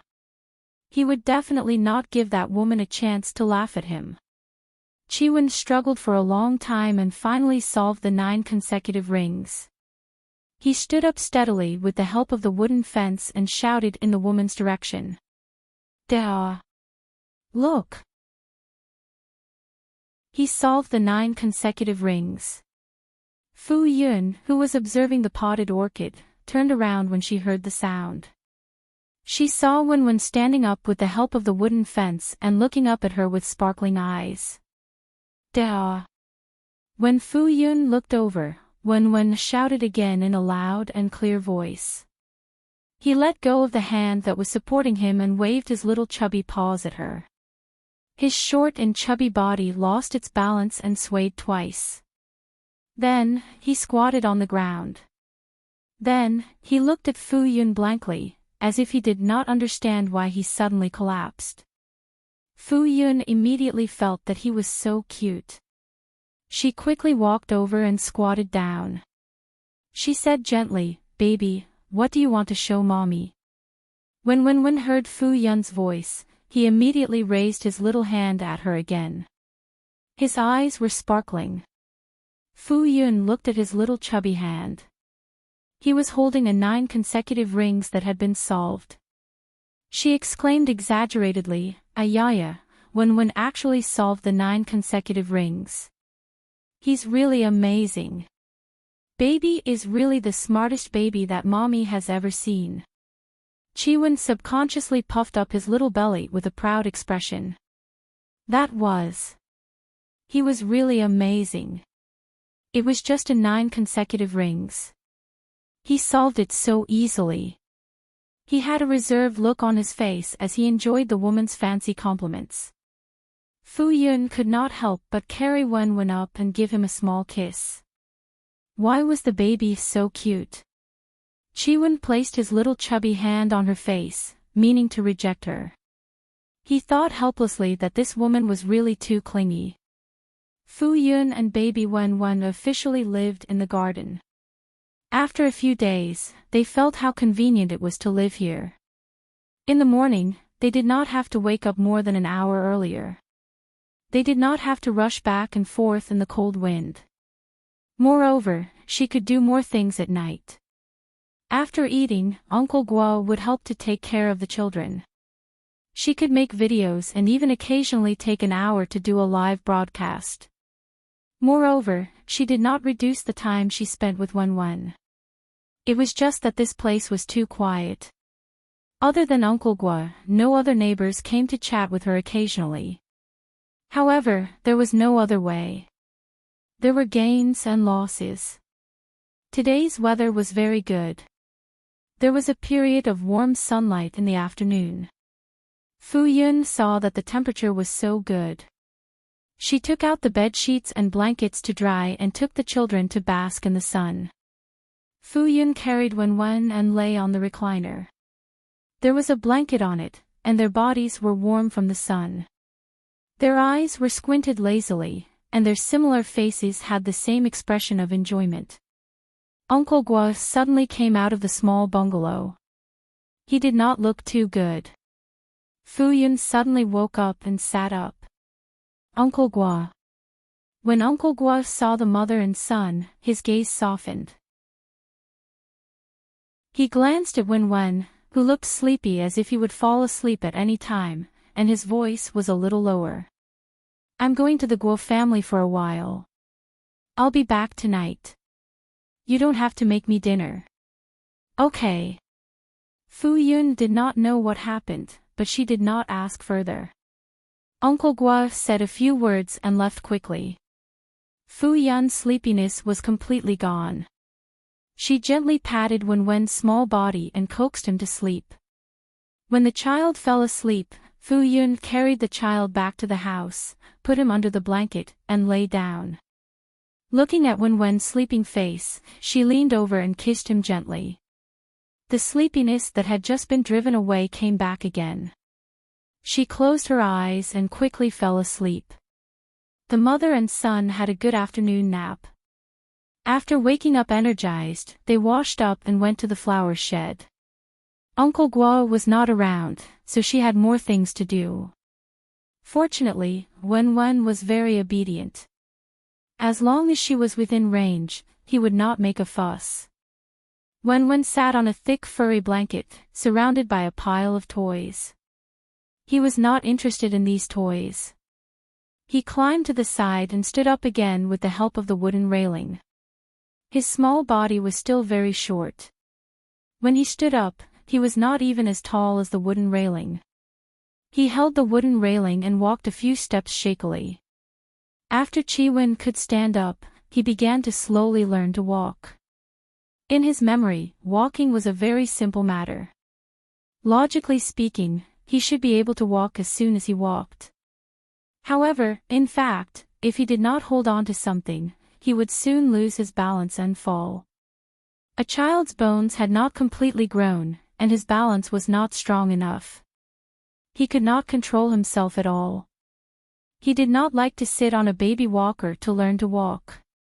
Every day, he would learn to walk by himself. At night, he would be led by a woman in bed to learn to walk.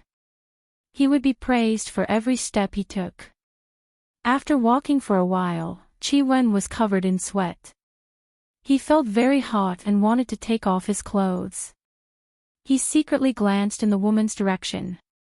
Seeing that she was not paying attention to him, he sat down and pulled his clothes up with great effort. A cool wind blew into his stomach, taking away the sticky heat. Phew! It was much more comfortable. Fu Yunhua observed an orchid for a while and found that the orchid's nutrition was a little unbalanced. It took her half a day to change the soil. After confirming that there was no problem, she went to see Wen. She did not know what he was playing at the moment. Fu Yunhua thought about buying some intellectual toys for the baby. He liked to play with these more. Fu Yunhua walked over and found Wen lying on the blanket, seemingly asleep. No wonder she did not hear any movement. He was really a little sleeping pig. She softened her brows and walked over softly, preparing to carry him. Although the temperature in the flower shed was higher than outside, it was winter after all. The later it was, the colder it would be. As soon as her hand touched him, she felt that something was wrong. She carried the baby over. His face was red and sweating, and his forehead was so hot that it was scalding. The baby's breathing was very heavy, and the air he exhaled was hot. Wen had a fever. Fu Yunhua's face was full of anxiety. She hurriedly wrapped Wen up and carried the child out.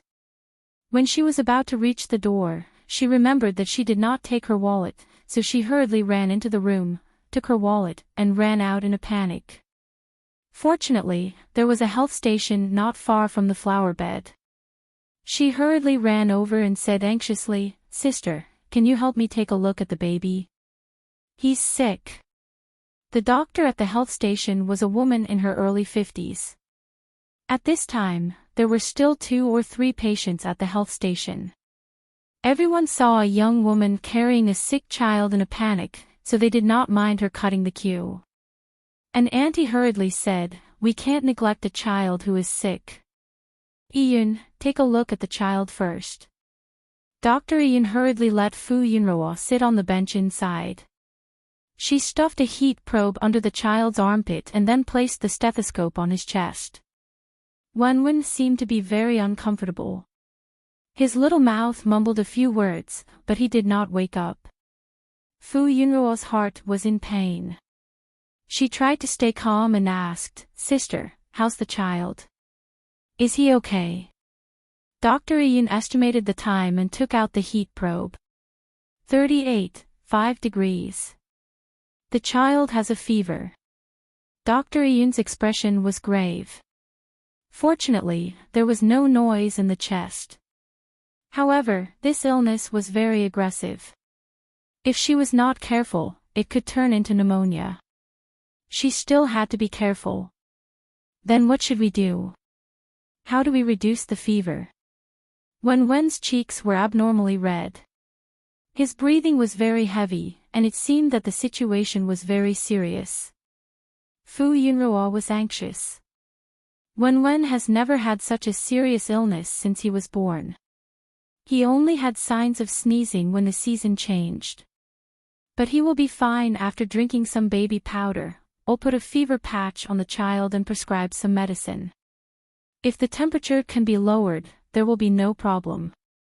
Dr. Iyun put a fever patch on Wenwen's forehead.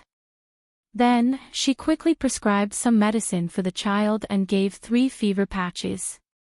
If he still has a fever at night, put another fever patch on the child. Take the medicine according to what I wrote. Don't take too much. Fu Yunroa nodded again and again. Dr. Iyun looked at the young mother who was at a loss. She knew that this young mother was inexperienced and felt uneasy. She sighed in her heart and said gently, "If you are really worried, you can go to the hospital in town." There was a specialized pediatrics department in the hospital. It was much more professional than her small clinic. Yes. Thank you, sister. Fu Yunroa was very grateful. She paid the money and took the prescribed medicine. She had never been to this clinic before and was not familiar with this doctor. When she left the health station, she felt even more uneasy. She wished that she could continue to stay in the health station. She could only feel at ease if there was someone who knew medicine by her side. She saw a fully enclosed tricycle parked by the roadside outside the health station. The driver stepped on the accelerator and was about to leave. She quickly went forward and shouted, "Uncle, wait." A middle-aged man with a simple and honest face looked over. "Sister Yun, is the child sick?" The middle-aged man was from the village outside the flower garden. He had met Yun Roa and her son a few times. Fu Yunroa nodded. "Uncle, are you going to town?" The middle-aged man nodded. "Are you going to the hospital? Hurry up and get in the car." He actually did not want to go to town. After all, it was already a little late. However, seeing that this child was pitiful, he sent her this trip. "Thank you, uncle." Fu Yunroa got into the car. The tricycle sent Fu Yunroa and her son to the entrance of the town hospital. Fu Yunroa thanked him again and then carried the child into the hospital. She really could not feel at ease. It was better to go to the hospital to be at ease. Fu Yunroa queued up to see the pediatrician. He also diagnosed that there was nothing serious. She also saw the medicine prescribed by the health station and said that it was fine to take the medicine according to this. She was really worried. She stayed in the hospital for a while and waited for the child's temperature to drop before leaving. Fu Yunroa naturally chose to stay in the hospital first. The nurse brought her to a ward and asked when to stay here. If there were any abnormalities, they could look for the doctor. Fu Yinruo sat by the bed and looked at her son, who had his eyes tightly shut and a fever patch on his forehead. Her tears suddenly fell. She was too careless. She knew that the baby was so young and could not be separated from someone, but she still relied on him to be obedient and often ignored him. If she had paid more attention, the baby would not have fallen sick. It was all her fault. Chiwen slept very uneasily. He dreamed that he was being roasted in a stove. When he finally struggled to wake up, he saw a plain white. His body felt uncomfortable. His head was dizzy and his whole body was very tired. Chiwen immediately noticed the woman who was silently crying by the bed. "Ah," he said. His voice was not as soft and cute as before.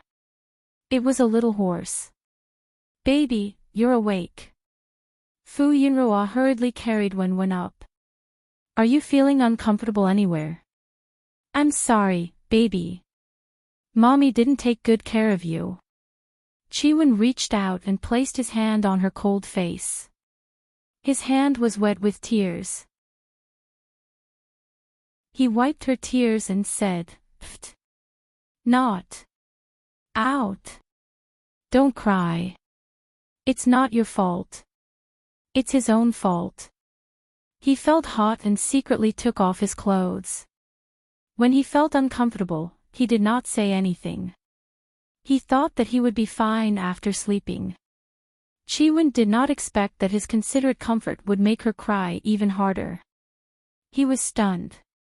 Was this woman made of water? The room was about to be flooded. Chiwen couldn't even wipe away her tears. Fu Yinruo cried. The baby was too obedient. He was so obedient that it made her heart ache even more. She could not help but cry. As she cried, she also wanted to see if the baby's fever had subsided. She was not sure if she could tell, so she hurriedly pressed the bell. Not long after, the doctor arrived. She checked that Wenwen's fever had subsided. There was no problem. She gave them a few instructions and let them leave. Fu Yinruo thanked her profusely. She carried her son, who was tightly wrapped up, and left the hospital. It was already 9:30 p.m. after a round of torment in the hospital. The hospital was not far from the market in town. There was a road that was more than 800 meters long that led to the center of the street. The road was quiet. The street lamps were quite far away, and a few of them were dim. They must have been broken and had not been repaired yet, making the road look dim. The places where the street lamps could not shine were even darker. There was not a single pedestrian on the road. Fu Yinruo walked in a hurry. As she walked, she was a little scared. She was afraid that a monster would suddenly jump out from those dark places. It was not easy to walk to the street, but she did not expect to see a single passerby. Fu Yinruo had never been to town at night. She did not expect that it was not even 10 p.m., but all the shops were closed. The doors were tightly shut, and there was not a single pedestrian on the street. Even the residential buildings above the shops had basically turned off their lights. Most of the people in town and the village were elderly and children. There were not many young people. In addition, the weather was cold now, so people were more willing to curl up in comfortable and warm beds early. They would not go out if there was nothing to do. At night in town, other than during the New Year, most of the young people would only see supper stalls and pedestrians when they returned. It was not like in a big city. Even if it was 2 or 3 in the morning, one could still see cars and pedestrians, and one could call for a taxi. Fu Yinruo was flustered by her son's sudden illness, so she did not consider these at all. She walked for a long time, and only her own footsteps echoed. A gust of cold wind blew past, lifting the plastic bags and white paper towels on the street. She was the only one on the long street. The pale street lamps pulled her shadow extremely long. Fu Yinruo shivered. She stopped in her tracks and thought that there should be no one at the place where the tricycle usually parked on the street to pick up passengers, right? Without a car, she could not go back. The distance between the town and the village was not short. There was still a long road that was rugged and winding. There were no residential houses on either side, only empty fields. It was fine during the day. Fu Yunruo had never thought that she would be afraid, but at this moment, when she imagined herself taking such a road at night with such a young son, her heart trembled with fear. Why not stay in the hospital for a night and take the car back during the day? Fu Yunruo turned around and walked hurriedly towards the hospital. After walking for a while, she suddenly thought of something. Was there a hotel in town? Fu Yunruo broke out in cold sweat. After thinking for a long time, she remembered that there was a small hotel at the end of the street. That place was closer. It was better to stay in the hotel. Usually, when she went shopping, she did not feel that the road was far. It was as if she could walk to the end in an instant. At this moment, she kept walking, but it seemed that she could not reach her destination. She did not know if it was because of the environment, but Fu Yunruo's nerves became more and more tense. Her heart beat faster and faster, as if it was about to jump out of her chest. In a flash, Fu Yunruo suddenly remembered that the original body fell into the water on the second year after she was chased out of the house. The specific day was not specified in detail, but the time frame was within this period of time. In other words, any day during this period of time could be the node of her death. Fu Yunruo muttered to herself, after hiding for 2 years, I still can't avoid the inevitable ending of death. The power of the plot was so great. Even if she did not fall into the water and die, would she encounter other accidents? Chapter 19. Chi-Wen was tightly wrapped up and hugged. He could not feel the cold temperature outside. He stuck close to Fu Yunruo's soft body and listened to her heartbeat, which made him feel at ease. He felt sleepy and wanted to sleep. She had lost some of her vitality after falling sick this time.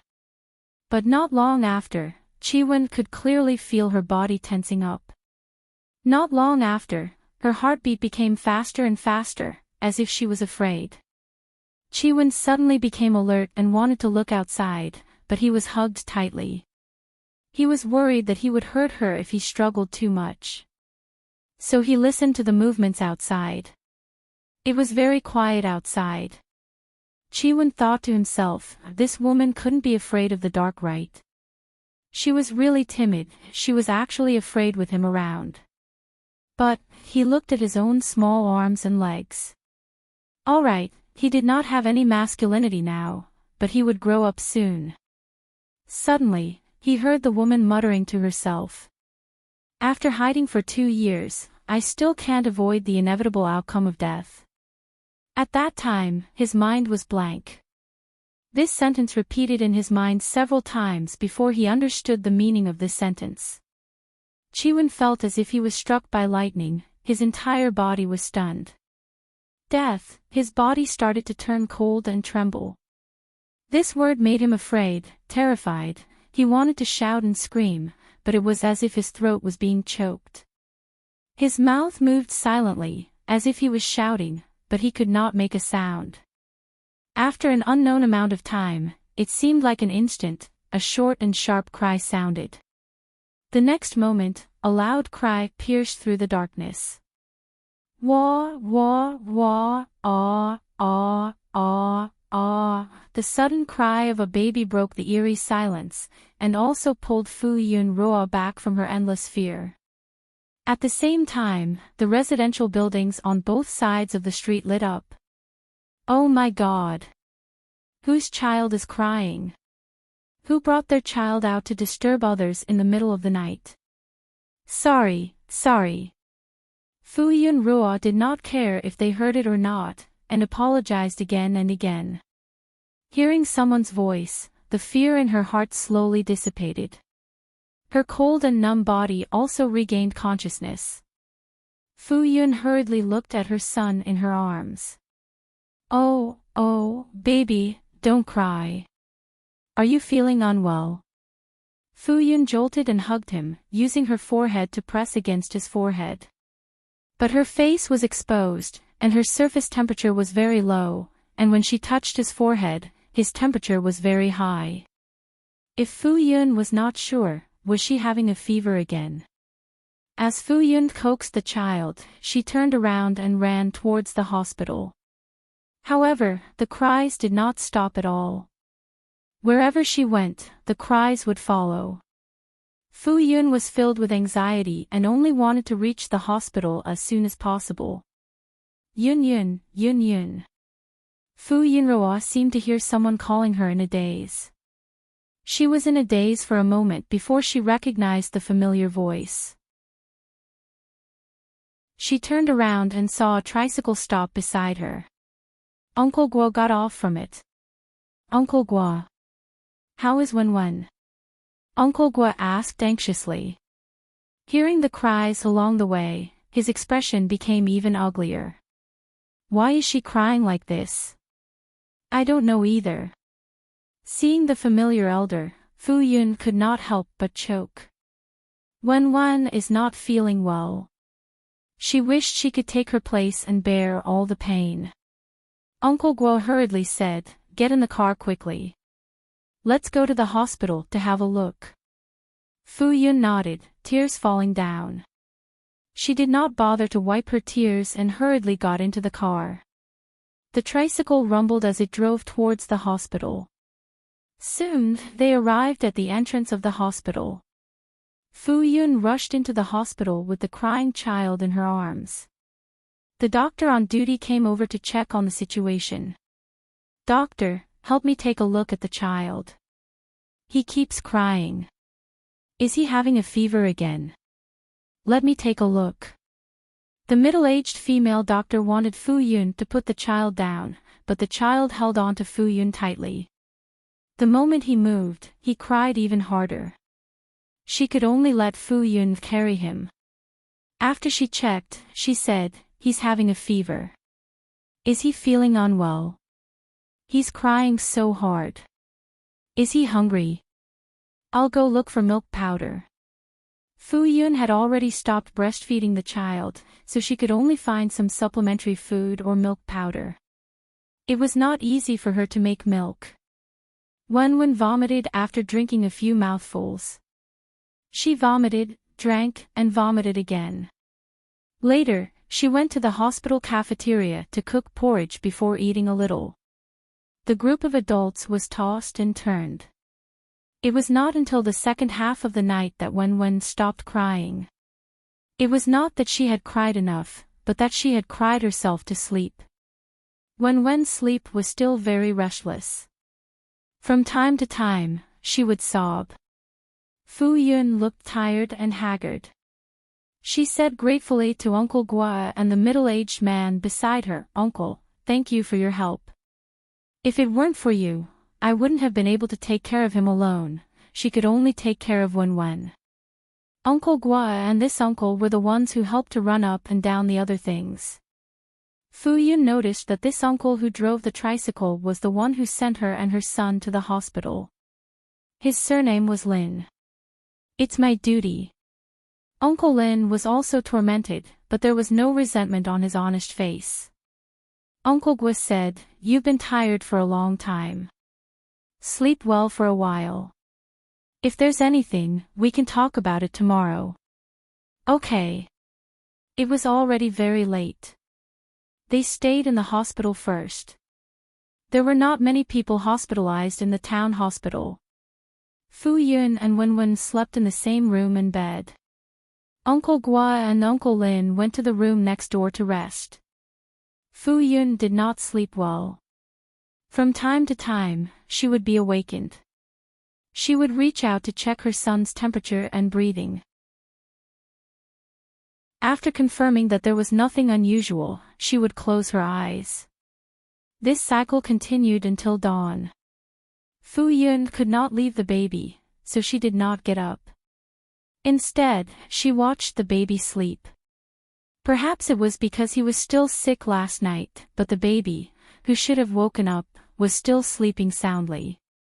Not long after, there was a knock on the door. Fu Yun carefully got up to open the door. Uncle Gua stood in front of the door with 2 bags in his hands. Have some breakfast. Thank you, Uncle Gua. Have you eaten? Fu Yun did not have much of an appetite, but she still accepted Uncle Gua's kindness. Yes. Is Wenwen still not awake? Fu Yun shook her head. By the way, Uncle Gua, why did you think of looking for me last night? Uncle Gua frowned. I didn't hear anything when I came back. Your door was open, and there was no one inside. I couldn't get through to your phone, so I went to ask someone. Only then did I know that you brought the child to town. Fu Yun then remembered the phone in her pocket. She pressed it, but it did not turn on. My phone is out of battery. Uncle Gua scolded, you didn't know how to ask for help when such a big thing happened. It was not convenient to travel from the town to the village. It was even more inconvenient and unsafe to travel at night. She did not know how to ask for help. Fu Yun lowered her head and listened to the scolding. She thought of herself yesterday. She really did not care about anything and acted rashly. However, her mind was filled with Wenwen. She panicked and did not think of how to act properly. Why did you run around so late last night? If they had not suddenly heard Wenwen's cries, they would have directly turned to the hospital and missed her. Fu Yun said embarrassedly, I thought there was a car and we could hitch a ride back. She did not think of it for a moment. You can't be so reckless in the future. Yun Ruo was a young and beautiful woman. If she was unlucky and met a strange man in the middle of the night, it would be easy for her to have bad intentions. If something happened, Tian Tian would not be able to help. Okay, Uncle Gua was about to continue lecturing her when a loud cry suddenly sounded behind him. Fu Yun quickly turned around and walked forward. Wenwen, Mommy is here. Wenwen had woken up at some point. At this moment, she was sitting on the bed and crying non-stop with her eyes wide open. As she cried, she looked around as if she was looking for someone. When she saw Fu Yun, she immediately opened her arms and cried while asking for a hug. Fu Yun quickly went over to carry the baby. Baby, don't cry, don't cry. Mommy is here. Mommy loves baby the most. Don't cry, don't cry, Chiwen cried even more sadly. He did not know that the truth was like this. It was harder to accept the truth than the various reasons for abandoning him previously. It was this woman's death that caused him to be reduced to an orphanage and become an orphan. For the first time, he felt that death was such a terrible thing. Chiwen was so sad that he could not control himself. She did not abandon him. She did not abandon him. He would rather this woman marry another man for glory and wealth than for a burden like him. He was also unwilling to believe that she had met with an accident. He would rather that she was living well somewhere in this world. Why was the truth like this? Chiwen hugged Fu Yun tightly and cried heartbreakingly. Fu Yun's tears also came out. She seemed to feel that her son was very upset and was suffering from angina. No matter how she coaxed him, he would not stop crying, just like that night when he suddenly cried in the middle of the night. No, it made her feel even worse than that night. She almost could not breathe.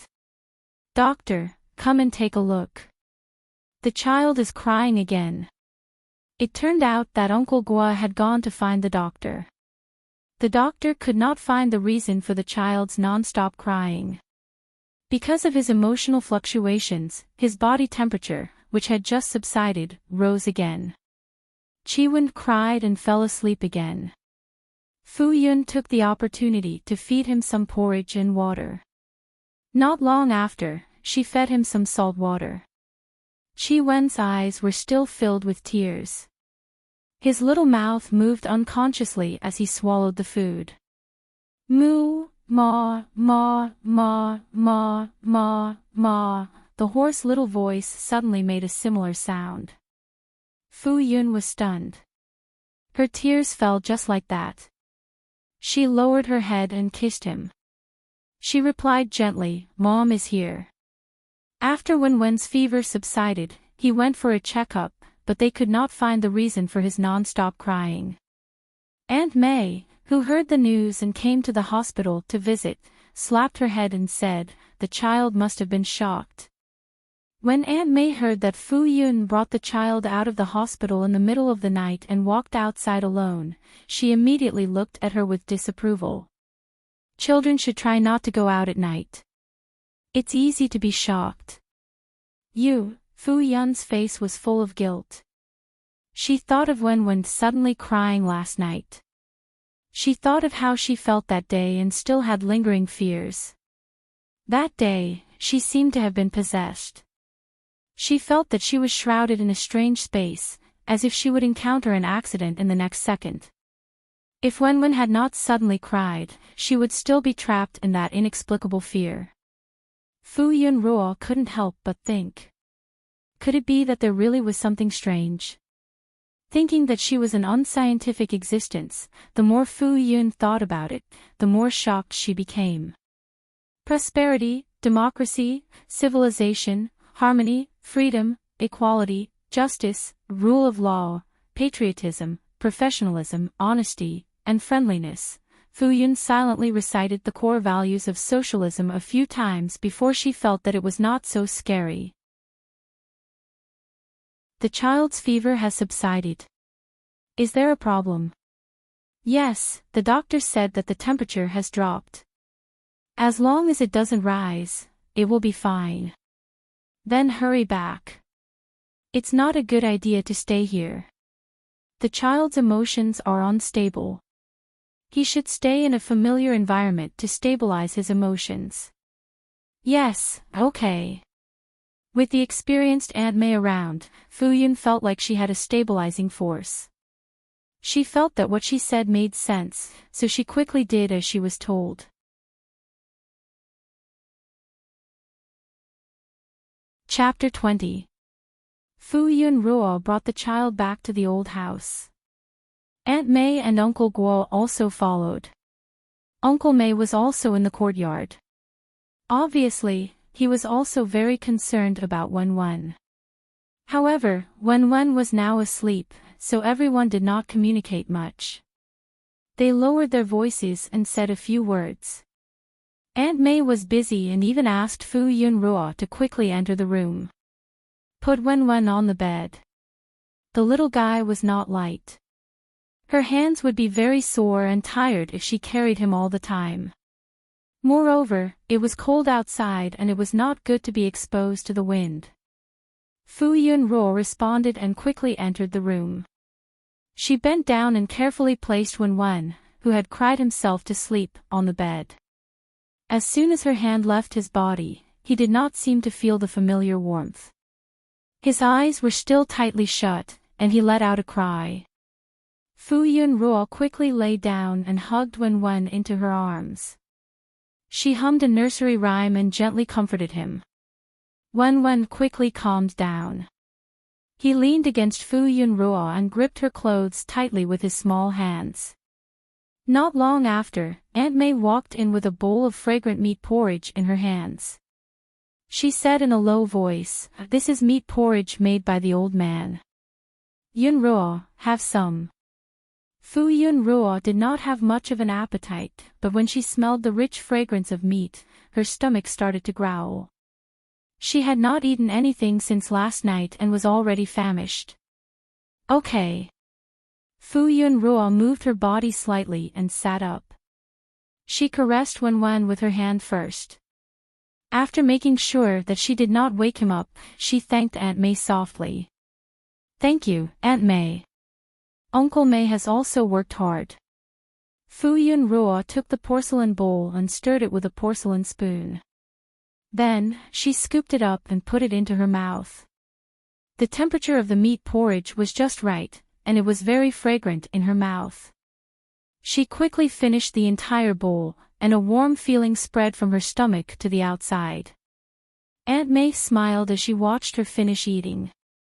She took the empty porcelain bowl and said gently, "Yun Ruo, sleep with Wen for a while. You didn't rest well last night, right? Rest well." Fu Yun had not slept for almost the entire night and was indeed physically and mentally exhausted. She responded softly and watched Aunt May walk out softly. She carefully closed the door before lying down and closing her eyes. She hugged Wen and fell asleep. Perhaps it was because she was familiar with the environment, but this time, Fu Yun did not sleep uneasily. She did not wake up, but she did not sleep for long. The first thing she did when she woke up was to see Wen in her arms. Wen was sleeping soundly this time. If Fu Yun pressed her forehead against Wen's small forehead, her body temperature would not be high. When she used her hand to check under her small nose, her breath would not be so hot. Fu Yun calmed herself down. Fortunately, she did not have a fever. She heard some voices outside. It seemed like Aunt May and Uncle May were talking. She felt much better now. She wanted to go out and take a look, but she was worried about Wen, so she didn't go out. Not long after, Wen half opened his eyes in a daze.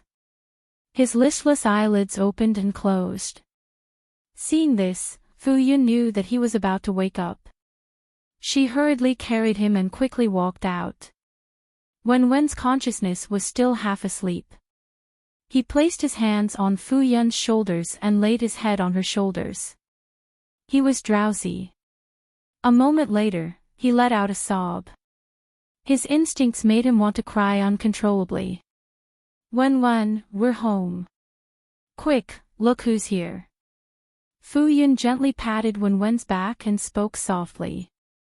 The moment Wen opened his eyes, he saw the familiar furnishings. He stopped crying and looked around with his red and swollen eyes. The familiar furnishings made him quiet down for a moment. Fu Yun was about to heave a sigh of relief, then she saw Wen open his mouth and was about to cry in the next second. Wen couldn't control it at all.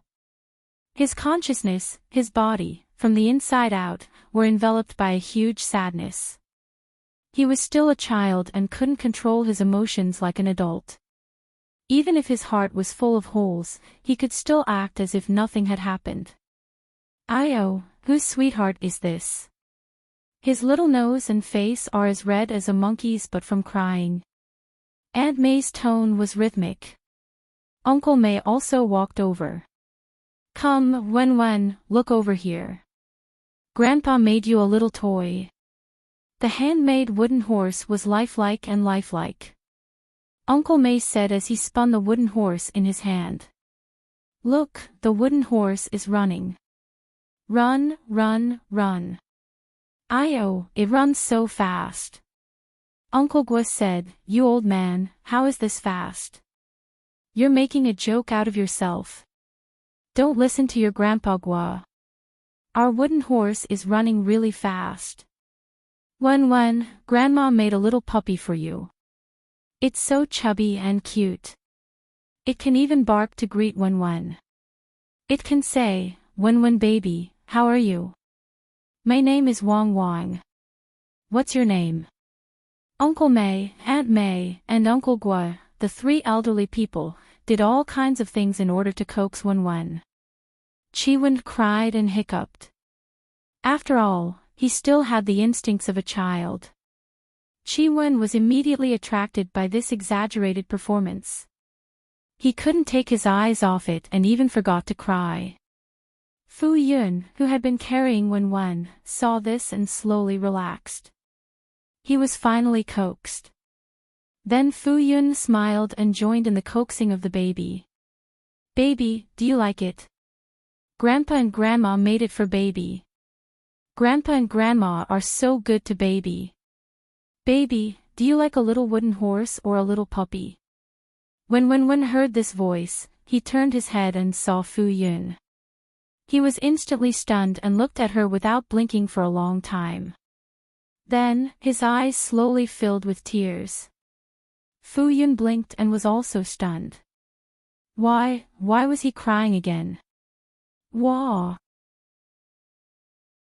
Ah! An earth-shattering cry sounded, but it was not Wenwen's cry, but Fu Yun's. Wenwen hiccuped and looked at Fu Yun, who was crying loudly, in a daze. Tears still hung at the corners of his eyes. Boo-hoo! Baby, don't you love mommy anymore? Why do you cry when you see mommy? Mommy is so sad. Baby, don't you love me anymore? Wah! Boo-hoo! Baby doesn't love mommy anymore. Fu Yun was sad. Was it because she neglected him and caused him to fall ill, so he cried in protest when he saw her? Would baby always remember it in his heart? Would it be useless no matter how she tried to make up for it? Baby, I'm sorry. Don't be angry with mommy. Chi Wen was anxious. He did not care about crying and quickly put his little hand under his eyes, trying to stop her tears. Pfft. No. It's like. Don't cry. Chi Wen spouted out word by word. He had spoken more words than he had in the past month. Mommy, mommy, ah. Ah. Ah. Ah. Mommy. Fu Yun was anxiously coaxed by her son for a long time. Then, her tears turned into laughter and she pressed her forehead against his. Mommy loves baby too. Mommy will grow up with baby until you grow up and don't need mommy anymore, yes. How could he not want her? Even if he was 70 or 80 years old, he still wanted mommy. Really?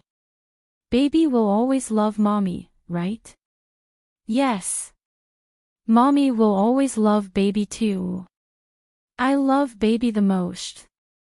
Chi Wen reached out to hug both sides of her face and took the initiative to rub his face against hers. Ah. He was sorry. He should not have misunderstood. He should not have resisted her existence and held a grudge against her. This woman was the one who gave him life. She was the one who brought him into this world and gave him her wholehearted love. How could he doubt someone who loved him so deeply? I'm sorry. I was wrong. Chi Wen felt the unerasable sadness in his heart dissipating. When it completely disappeared, his mood suddenly became much better. He took the initiative to rub his face against her cold, crying face. Mommy, mommy. His expression and tone were full of attachment. It was only at this moment that he completely accepted this woman's existence. This was his mother. Chi Wen revealed a pure and satisfied smile. It was like a ray of light that tore through the night. It became brighter and hotter, dispelling the boundless darkness and bringing warmth. Fu Yun's heart swelled and warmed. She could not help but smile. Her voice was as sweet as sugar. Uncle Mei, his wife, and Uncle Guo looked at the mother and son from the side, full of gratification. Perhaps it was because he had cried so much previously, or perhaps it was because Fu Yun was done crying, but Wenwen stopped wailing and quieted down. Perhaps it was because staying in a familiar environment was really useful. Wenwen did not have a fever after that. It was just that he was still a little listless. Moreover, because of his illness, he was even more dependent on Fu Yun. Only by sticking to her would his heart feel at ease. But if Fu Yun did not have the strength to carry him all day long, he could not bear to let her tire herself out. In the end, he was carried by Fu Yun wherever she went. Chi Wen lay on her back quietly. His little face rubbed against her from time to time, sniffing the familiar, comfortable, and clean fragrance. This was his mother. Chi Wen already knew that not only did he have the memories of his previous life, but his mother also came back from the future. She brought him to live in the countryside to avoid the cause of her death. Perhaps from the moment they came back, everything had changed. But no matter whether it had changed or not, Chi-Wen secretly decided that he would definitely protect his mother. No matter who it was, no one could hurt his mother. Chi-Wen did not know if he should tell her that he also had the memories of the future. He was worried that if he told her, she would no longer treat him as a child and protect him wholeheartedly. Instead, she would treat him as an adult. Chi-Wen thought that he would rather not have those memories. He would rather be a pure child. He would cry when he wanted to cry, laugh when he wanted to laugh, be carefree, and be able to have fun with the people closest to him without restraint. He used to scoff at those children who pestered their parents and acted spoiled and unreasonable. He was very disgusted. But deep down, he was actually envious and even jealous. Only children who were doted on had the right to be willful. Now, he had. He was doted on. The director was wrong. He was not abandoned by his parents and thrown into the orphanage. His mother loved him very, very much. If he could do it all over again, he would enjoy it and be a real child. In his previous life, the heavens did not treat them well, but he would not complain that the heavens were unfair. It had already given them compensation in this life. He had to cherish this hard-won fate between mother and son. After Fu Yun cried, Wen-Wen was completely comforted. After Wen-Wen did not act strangely, Uncle Mei and Uncle Guo left the old house to do their own things. Fu Yun only had time to do her own things at this time. She remembered that her phone was already turned off and quickly charged it. Aunt Mei was worried about the mother and son, especially Wen-Wen, so she kept accompanying them and chatting about trivial matters in the village. The old house had not been lived in for a few days, but it was still very clean and tidy. It was not cold and lifeless either. It could be seen that Aunt Mei often came here. Aunt Mei was someone who could not sit still. She saw that the courtyard was full of work, and she cleaned up the vegetable garden. She even made a sumptuous dinner. Aunt Mei's heart ached terribly. Wen-Wen's illness had caused her to suffer, and even the adults had suffered as well. They had to be well nourished. Wen-Wen's health improved, and Fu Yun also had an appetite to eat. After eating a delicious dinner, her stomach felt warm, as if the fatigue in her body had been expelled. She saw that her phone was almost fully charged, so she unplugged the charging cable and turned on her phone. The moment she turned it on, she saw dozens of missed calls. More than 10 of them were from Uncle Guo, and the rest were from her live-stream assistant and the room manager. "Oh no!" Fu Yun exclaimed. She had forgotten to tell the platform and fans that the live stream was cancelled today. It was already afternoon, long past the normal live stream time. And because her phone was turned off, her assistant could not contact her. She did not know how chaotic the live stream was. Fu Yun hurriedly replied to her assistant, "Sorry, something happened here. I didn't have time to inform you that I won't be able to live stream for the next few days." Less than 2 seconds after the message was sent, the phone rang. Her assistant, Tian, asked in a concerned voice, "Yun, are you okay?" "Yes, I'm fine." Tian, I'm sorry. I forgot to tell all of you that I might not be able to live stream for the next few days." Fu Yun said apologetically, and then briefly told her about Wen-Wen's illness. She was so focused on Wen-Wen that she had long forgotten about the live stream. If she had not seen the missed calls on her phone, she would not have remembered about it. Tian expressed her understanding and put the child first. She asked her to take good care of the child and expressed her concern before ending the call. After Fu Yun hung up the phone, she hurriedly logged into the platform. Sure enough, her platform was about to explode. Her private messages were exploding. Most of them were concerned about whether something had happened to her and asked why she was not live streaming. Fu Yunhua hurriedly posted a status. She explained the reason for missing the live stream and said that she would not live stream again before the baby fully recovered. Finally, she said that she would ask Uncle Gua to take good care of Lan Hua. The fans also knew that Uncle Gua was the person who introduced her to Lan Yi and taught her. He could be said to be her teacher. The fans were also very concerned about the health of the old and young. They left messages to comfort her and said that they would wait for her to come back. Although many fans said so, Fu Yun knew in her heart that her popularity would definitely decrease a lot if she stopped broadcasting. Many viewers had already formed a habit because they basically came to watch her live stream. If she stopped broadcasting, the viewers would not be able to watch the live stream. They would definitely lose patience in a few days, and then her popularity would quickly decrease. People always had to make choices.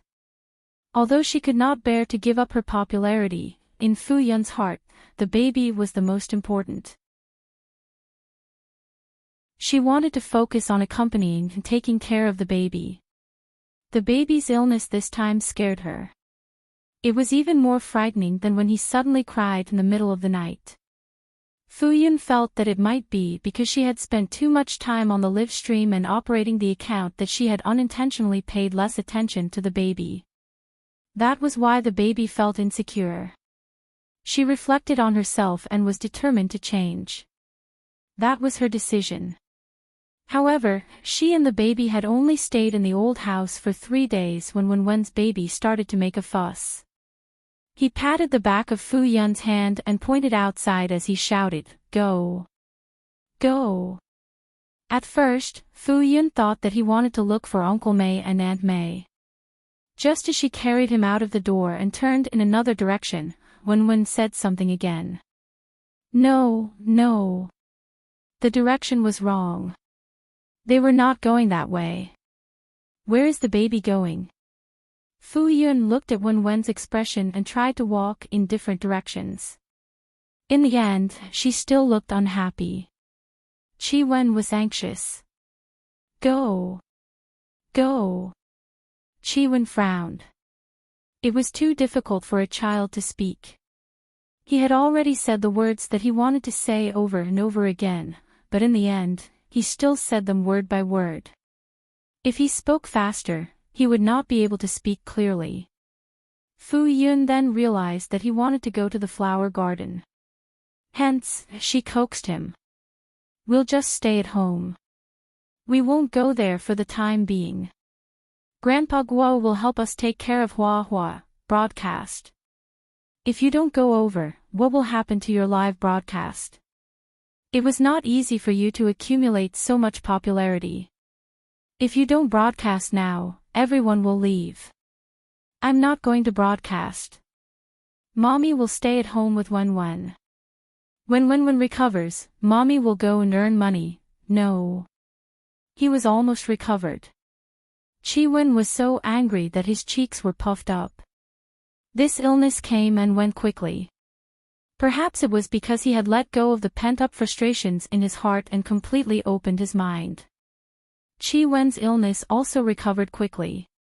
After resting for 3 days, he was already much more energetic. He only coughed occasionally. He believed that in less than 2 days, he would be able to fully recover. The entertainment industry and the live broadcast industry had many things in common. Popularity needed to be managed. Just like how a typical celebrity's popularity would fade if they did not have any new works for a long time, it was the same for live broadcasts. Qi Wen was extremely worried. If one day his popularity dropped so much, wouldn't he be so sad that he would cry? Baby, be good. Grandpa and Grandma miss baby. Let's go and accompany them, okay? Fu Yun coaxed him as she walked towards the Mei family's house. Before she reached the Mei family's house, she heard lively sounds coming from the Mei family's courtyard. Fu Yun walked forward. A group of uncles and aunties were basking in the sun as they chatted. Fu Yun walked into the courtyard and greeted everyone. Then, she asked curiously, "What are you talking about? Why was it so lively?" "Hey! Yunruo, you don't know. Something big happened in our neighborhood," an auntie said mysteriously. "What big thing?" Fu Yun asked cooperatively. Another auntie interrupted, "In our town, a murderer was caught this morning." Fu Yun took a deep breath. A murderer? Was it that scary?" "Hey, isn't it just a suspect?" "That's right. It's just that he hasn't been convicted yet. Now that he's caught by the Public Security Bureau, won't he be convicted?" "My nephew works at the police station. I heard that he escaped from a big city and came to our town. Our transportation here is not convenient. We are far away from the big city and surrounded by mountains. Some of the mountains are too deep and we don't dare to go in without a few companions. Isn't this a good place to hide? Fortunately, he was caught. Otherwise, it wouldn't be safe for us to go out." "That's right. I heard that this murderer is very cruel." The group of people once again began to discuss animatedly. The place they were in was relatively isolated. Once there was a piece of fresh news, it would spread quickly and be discussed for a long time. Perhaps many things were spread and lost the truth, but people enjoyed it. We are surrounded by mountains. Basically, we rarely see outsiders. Who doesn't know each other in the surrounding villages? The public security officers outside tracked him here and cooperated with our comrades at the police station. As long as the person didn't hide in the deep mountains and forests, how could they not find him? That's right. How can it be so easy to hide in the deep mountains and forests? There's no food and shelter. Can't they only go to town to buy things? There's no food in the fields in the middle of winter. They can't steal. When Chi-Wen suddenly heard such terrifying news, he couldn't be bothered to be angry. He pricked up his ears to listen to the gossip seriously. Fu Yun also listened seriously and couldn't help but feel scared. Fortunately, she didn't meet him that night. Otherwise, she and the baby might have met with misfortune. She even had an intuition that perhaps she really had a brush with death that night. At that time, she really had an intuition that she was going to meet with misfortune.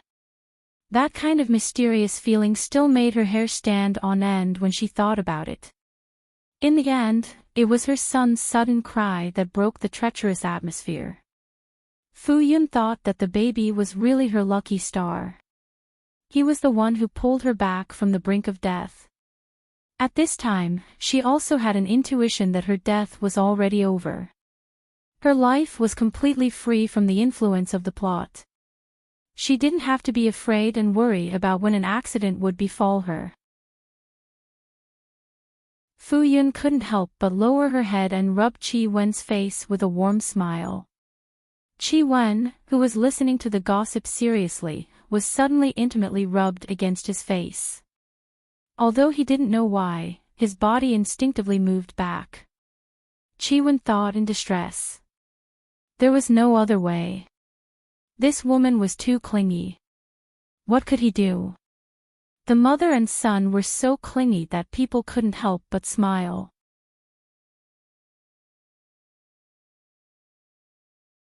Chapter 21. Fu Yun returned to the flower bed on the fourth day.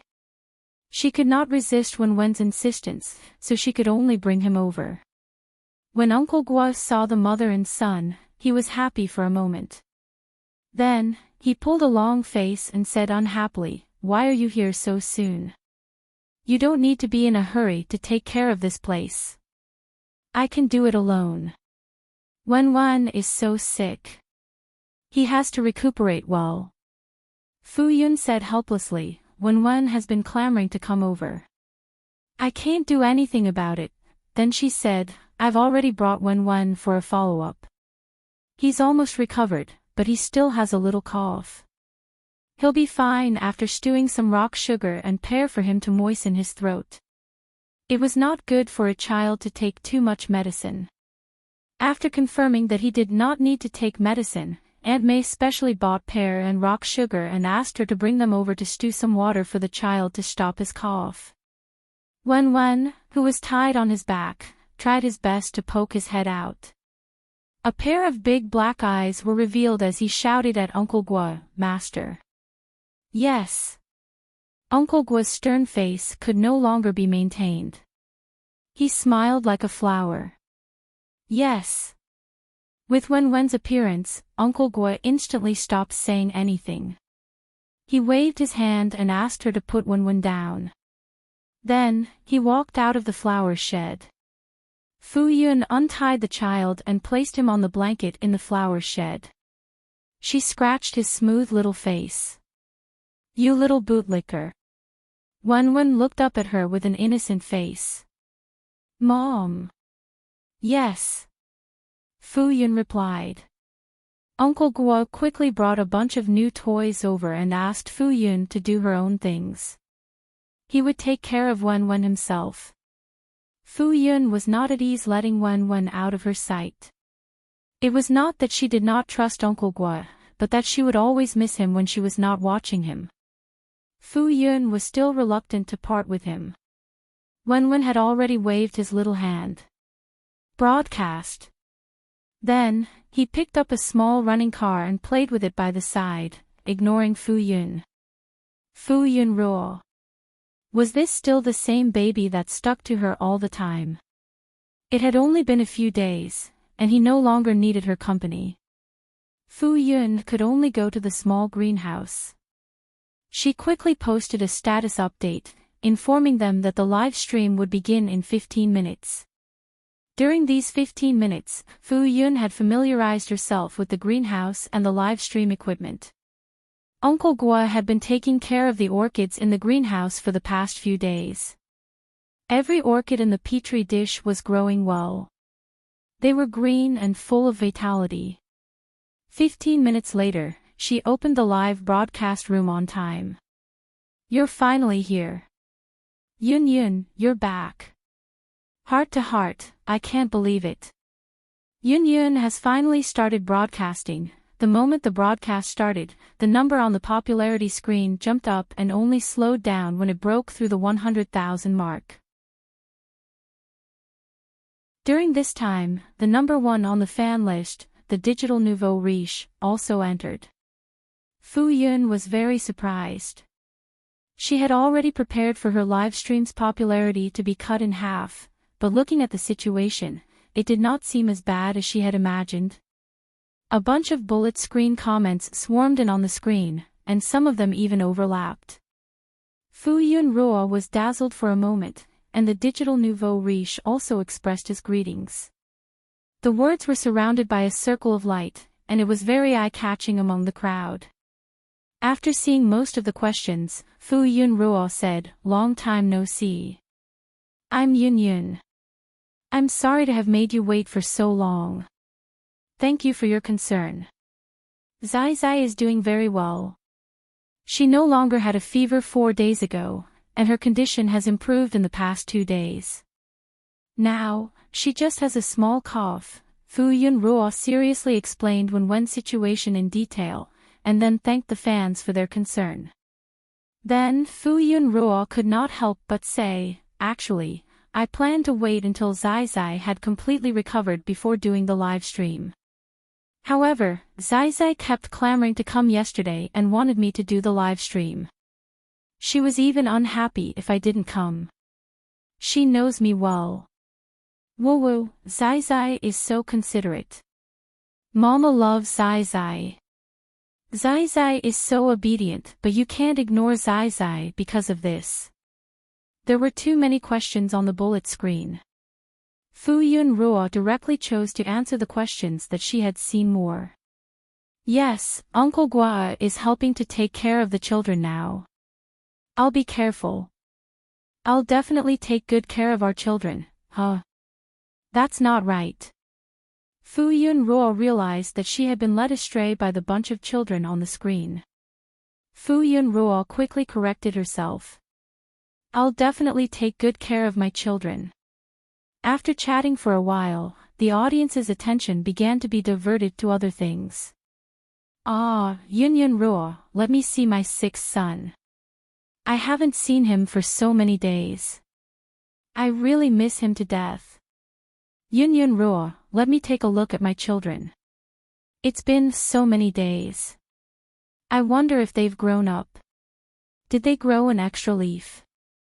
My seventh son. The screen was filled with comments expressing their longing, asking for their children, brothers, and sisters to appear on the screen. At this moment, the digital nouveau riche also sent a message reminder. 11. Fu Yun Ruo answered one by one. The children are all fine. The eldest has grown up a little. Fu Yun Ruo counted their changes one by one. From the seeds of the orchids to the sprouts now, Fu Yun Ruo had witnessed their growth with her own eyes and was familiar with every change. Previously, she did not feel that she missed them. Now that she looked at these sprouts, she thought that her feelings were the same as the audience. Although these orchids were not as important as the babies in her heart, they were still very important. This time, Fu Yun Ruo broadcast for a long time.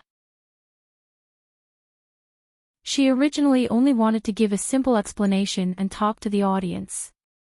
However, as more and more viewers poured in, Fu Yun Ruo unknowingly said a lot. The audience listened with relish and interacted enthusiastically. They almost fought on the screen because they wanted more screen time for the orchids. They seemed to want to make up for 6 to 7 days of live stream viewership at once. When the live stream ended, Fu Yun Ruo took a look. There were more than 250,000 viewers. It was a little different from the 300,000 viewers she had before she stopped the live stream. However, this was much better than she had imagined. She thought that it would be good if there were tens of thousands of viewers. At worst, it would be back to square one. She did not expect that those familiar IDs were still there. This meant that the effect of her live stream was not bad. The audience was very loyal. Fu Yun Ruo secretly decided that she would do a better live stream in the future to repay the love of her fans. She walked out of the greenhouse and saw the babies and Uncle Gua squatting together at first glance. Fu Yun Ruo walked over quickly. Wen Ruo saw Fu Yun Ruo immediately.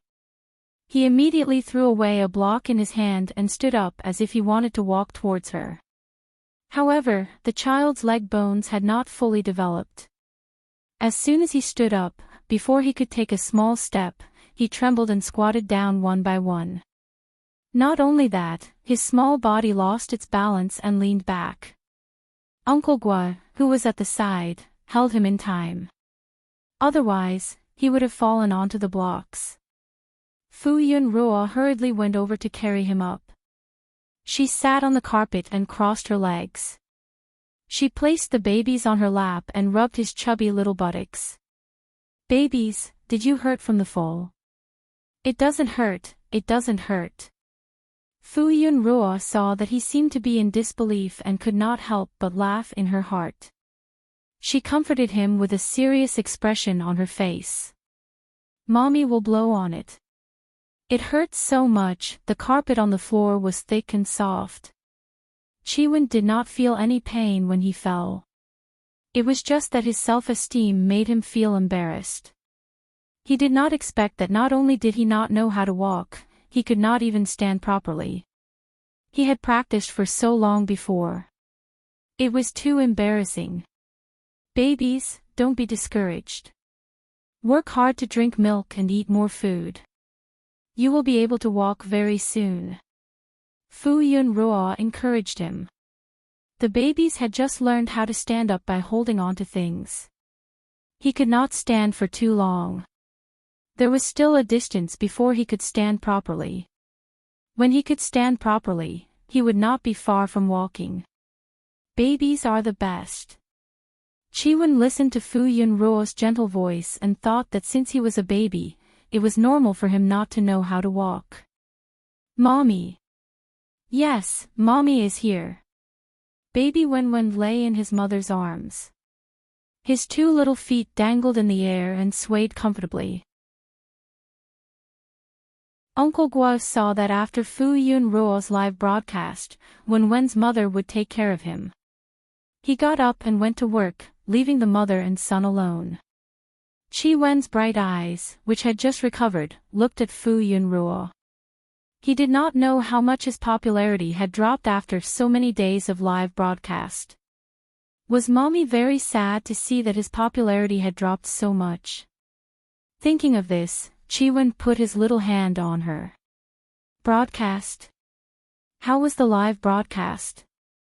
It did not matter even if his popularity was not there. He could accumulate it again. At the mention of this, Fu Yunruo smiled and said happily, "Babies, our popularity did not drop much. Many people are concerned about us. They are all so concerned about the babies." Qi Wen listened and felt relieved. Then, he thought proudly that she was indeed his mother. She was so popular. After enjoying the gentle comfort from her mother, Wenwen turned over and climbed to the front of the exquisite semi-finished small castle in 3 steps. He waved his little hand and looked as if he had built this for him. He said proudly, "Kong." Fu Yunruo said in surprise, "Wow, is this the castle that my babies built? It's so beautiful. Babies are so awesome. Babies are so awesome. You are the smartest babies that Mommy has ever seen." Qi Wen was so elated by the praise that his 4 white baby teeth were exposed. "Grandpa." After he was done laughing, he even brought Grandpa Guo out. Grandpa Guo had also helped. He would not take all the credit for himself. Fu Yunruo continued to praise him. This small castle made of building blocks was as tall as Wenwen's small body. It was a new toy that Uncle Guo had bought. Now that more than half of it was completed, the framework was already out. Only then did Qi Wen pick up a piece of scattered building blocks in satisfaction and prepare to continue building the castle. Since his mother liked it so much, he wanted to show her the finished product. How could he only look at the half-finished product? Fu Yunruo was full of smiles and helped him from time to time. Suddenly, she thought of something and quickly picked up her phone. She chose an angle that did not show her face and recorded a video. In order to thank the fans for their concern for Wenwen, Fu Yunruo decided to record a short video without showing her face for everyone to see. After recording, Fu Yunruo sent it to the computer and edited it before uploading it to the homepage. In the video, Wenwen's back was facing the camera. He was sitting in front of the building blocks and seriously setting them up. Occasionally, when the position was too high, he tilted his head as if he was distressed and thinking of a solution. Then, he crawled away and pushed a small rubber stool over. Then, he stood up with the help of the small rubber stool and tried his best to raise his chubby hands and put them on it. His chubby little butt was especially eye-catching. After installing the last building block, Wenwen pointed happily. "Look!" The video moved to the beautiful little castle that had been built and then ended. This short video, which was 1 minute and 38 seconds long, was uploaded. The comments section was very lively. "Oh, little cutie, did you grow up drinking cuteness? My home child.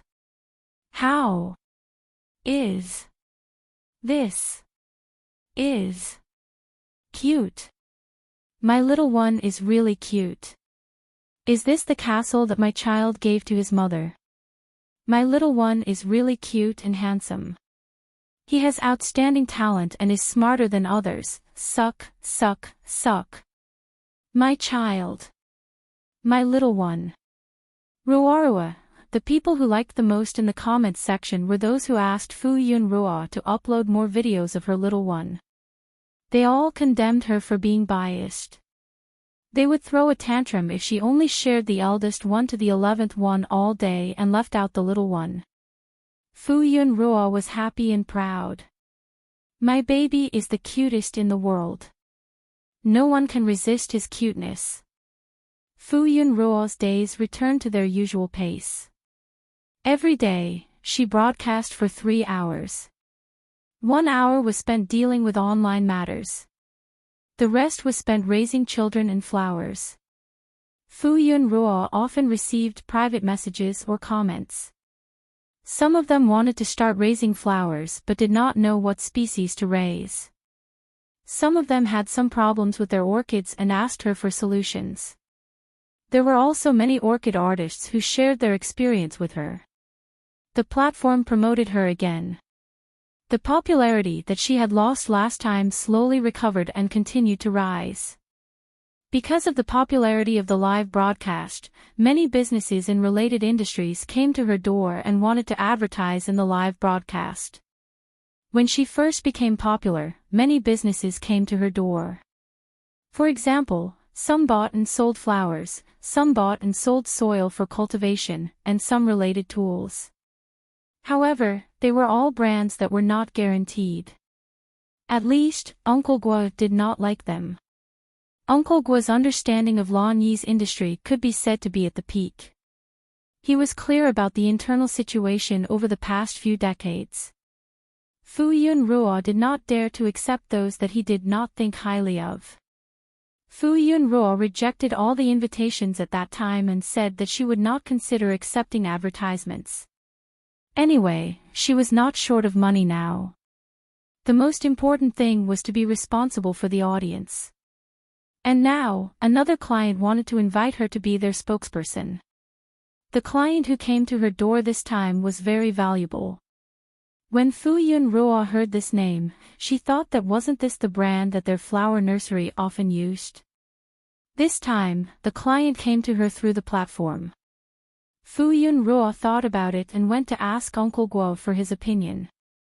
Uncle Guo, the person in charge of the horticultural home, came to me and wanted me to endorse their family's cultivation base. The soil used in the flower nursery was basically from their family. If Uncle Guo could use it for a long time, it meant that the quality was very good. Fu Yunruo did not have to worry about these problems. However, she still wanted to confirm with Uncle Guo. When Uncle Guo heard Fu Yunruo's words, he did not think much and nodded directly. Who looked for you? Who did you discuss the contract with? The Tan family's son is an old fox. You're still young. Don't be fooled. Uncle Guo pondered for a moment. I'll go and talk to his father. Ah. Fu Yunruo was stunned. If she remembered correctly, the owner of the horticultural home was surnamed Tan. Was the Tan family's son the young master of the horticultural home? Was this still the Uncle Guo she knew? Uncle Guo wore gray clothes all day long and stayed in this small plot of land every day. If she had not bought a few sets of clothes to show filial piety to him, he would have taken turns to wear those few sets of clothes all year round. She never expected that Uncle Guo would actually know someone who seemed to be from a different world. What? Uncle Guo saw her expression and his face instantly darkened. Did she not believe him and think that he was boasting? No. Fu Yunruo closed her shocked jaw and flattered, Uncle Guo, you're too amazing. With you around, I'm relieved. Uncle Guo snorted coldly. Wait. Fu Yunruo nodded repeatedly. Uncle Guo took out his phone and dialed a number. Then, he said in a very aggressive tone, Old man Tan, your family wants my family's Yunruo to endorse. Let me tell you, if you dare to let Yunruo suffer, I won't let you off. Fu Yunruo. Was it really okay to say this? The facts proved that it was really okay. Not long after, Uncle Guo gave her a phone number and asked her to contact the person in charge of negotiating the contract. Fu Yunruo gave the number to her assistant, Tian Tian. 2 hours later, she received a call from Tian Tian and heard her excited voice. Her endorsement contract was actually the treatment of an A-list celebrity, and the conditions were very relaxed. It was simply a pie that had been smashed. In the end, Fu Yun Ruo hung up the phone with a mystified expression and looked at Uncle Guo with admiration. Uncle Guo looked reserved and proud. I used to be in the outside world. Fu Yun Ruo thought to herself, what kind of luck did she have to actually meet such a reclusive big shot and even become his student? Was her luck turning for the better after suffering? After being excited, Fu Yun Ruo thought about it again. Actually, there were already signs that Uncle Guo was not an ordinary person. There were so many expensive orchids in the flower shed. If he sold them, he would become a millionaire in minutes. And Uncle Guo had a student who was doing well in the entertainment industry. Then, what about his other students? Could it be that they were also some industry elites? Uncle Guo had been in Lan Yi for so many years. His professional skills were at the peak of perfection. He was probably a legend in this circle. Therefore, it was normal for him to know the big shots in the relevant industries. It was just that Uncle Guo's usual behavior was too ordinary. This was also a remote mountain area that was isolated and backward. She often thought that she was just an ordinary flower farmer. What kind of luck did she have to actually learn from such an amazing person? Fu Yun Ruo thought to herself that she had to work harder. Although Uncle Guo had never admitted that she was his student, she learned Lan Yi from Uncle Guo. She could not embarrass Uncle Guo. You're tuning into the LoveLore Library YouTube channel. We're so grateful for your support, and don't forget to subscribe to join us on this incredible journey through captivating stories. Your generosity through donations truly makes a world of difference, as it's the primary source of revenue that allows me to expand and enhance this channel for you. Thank you from the bottom of my heart for being a part of this adventure.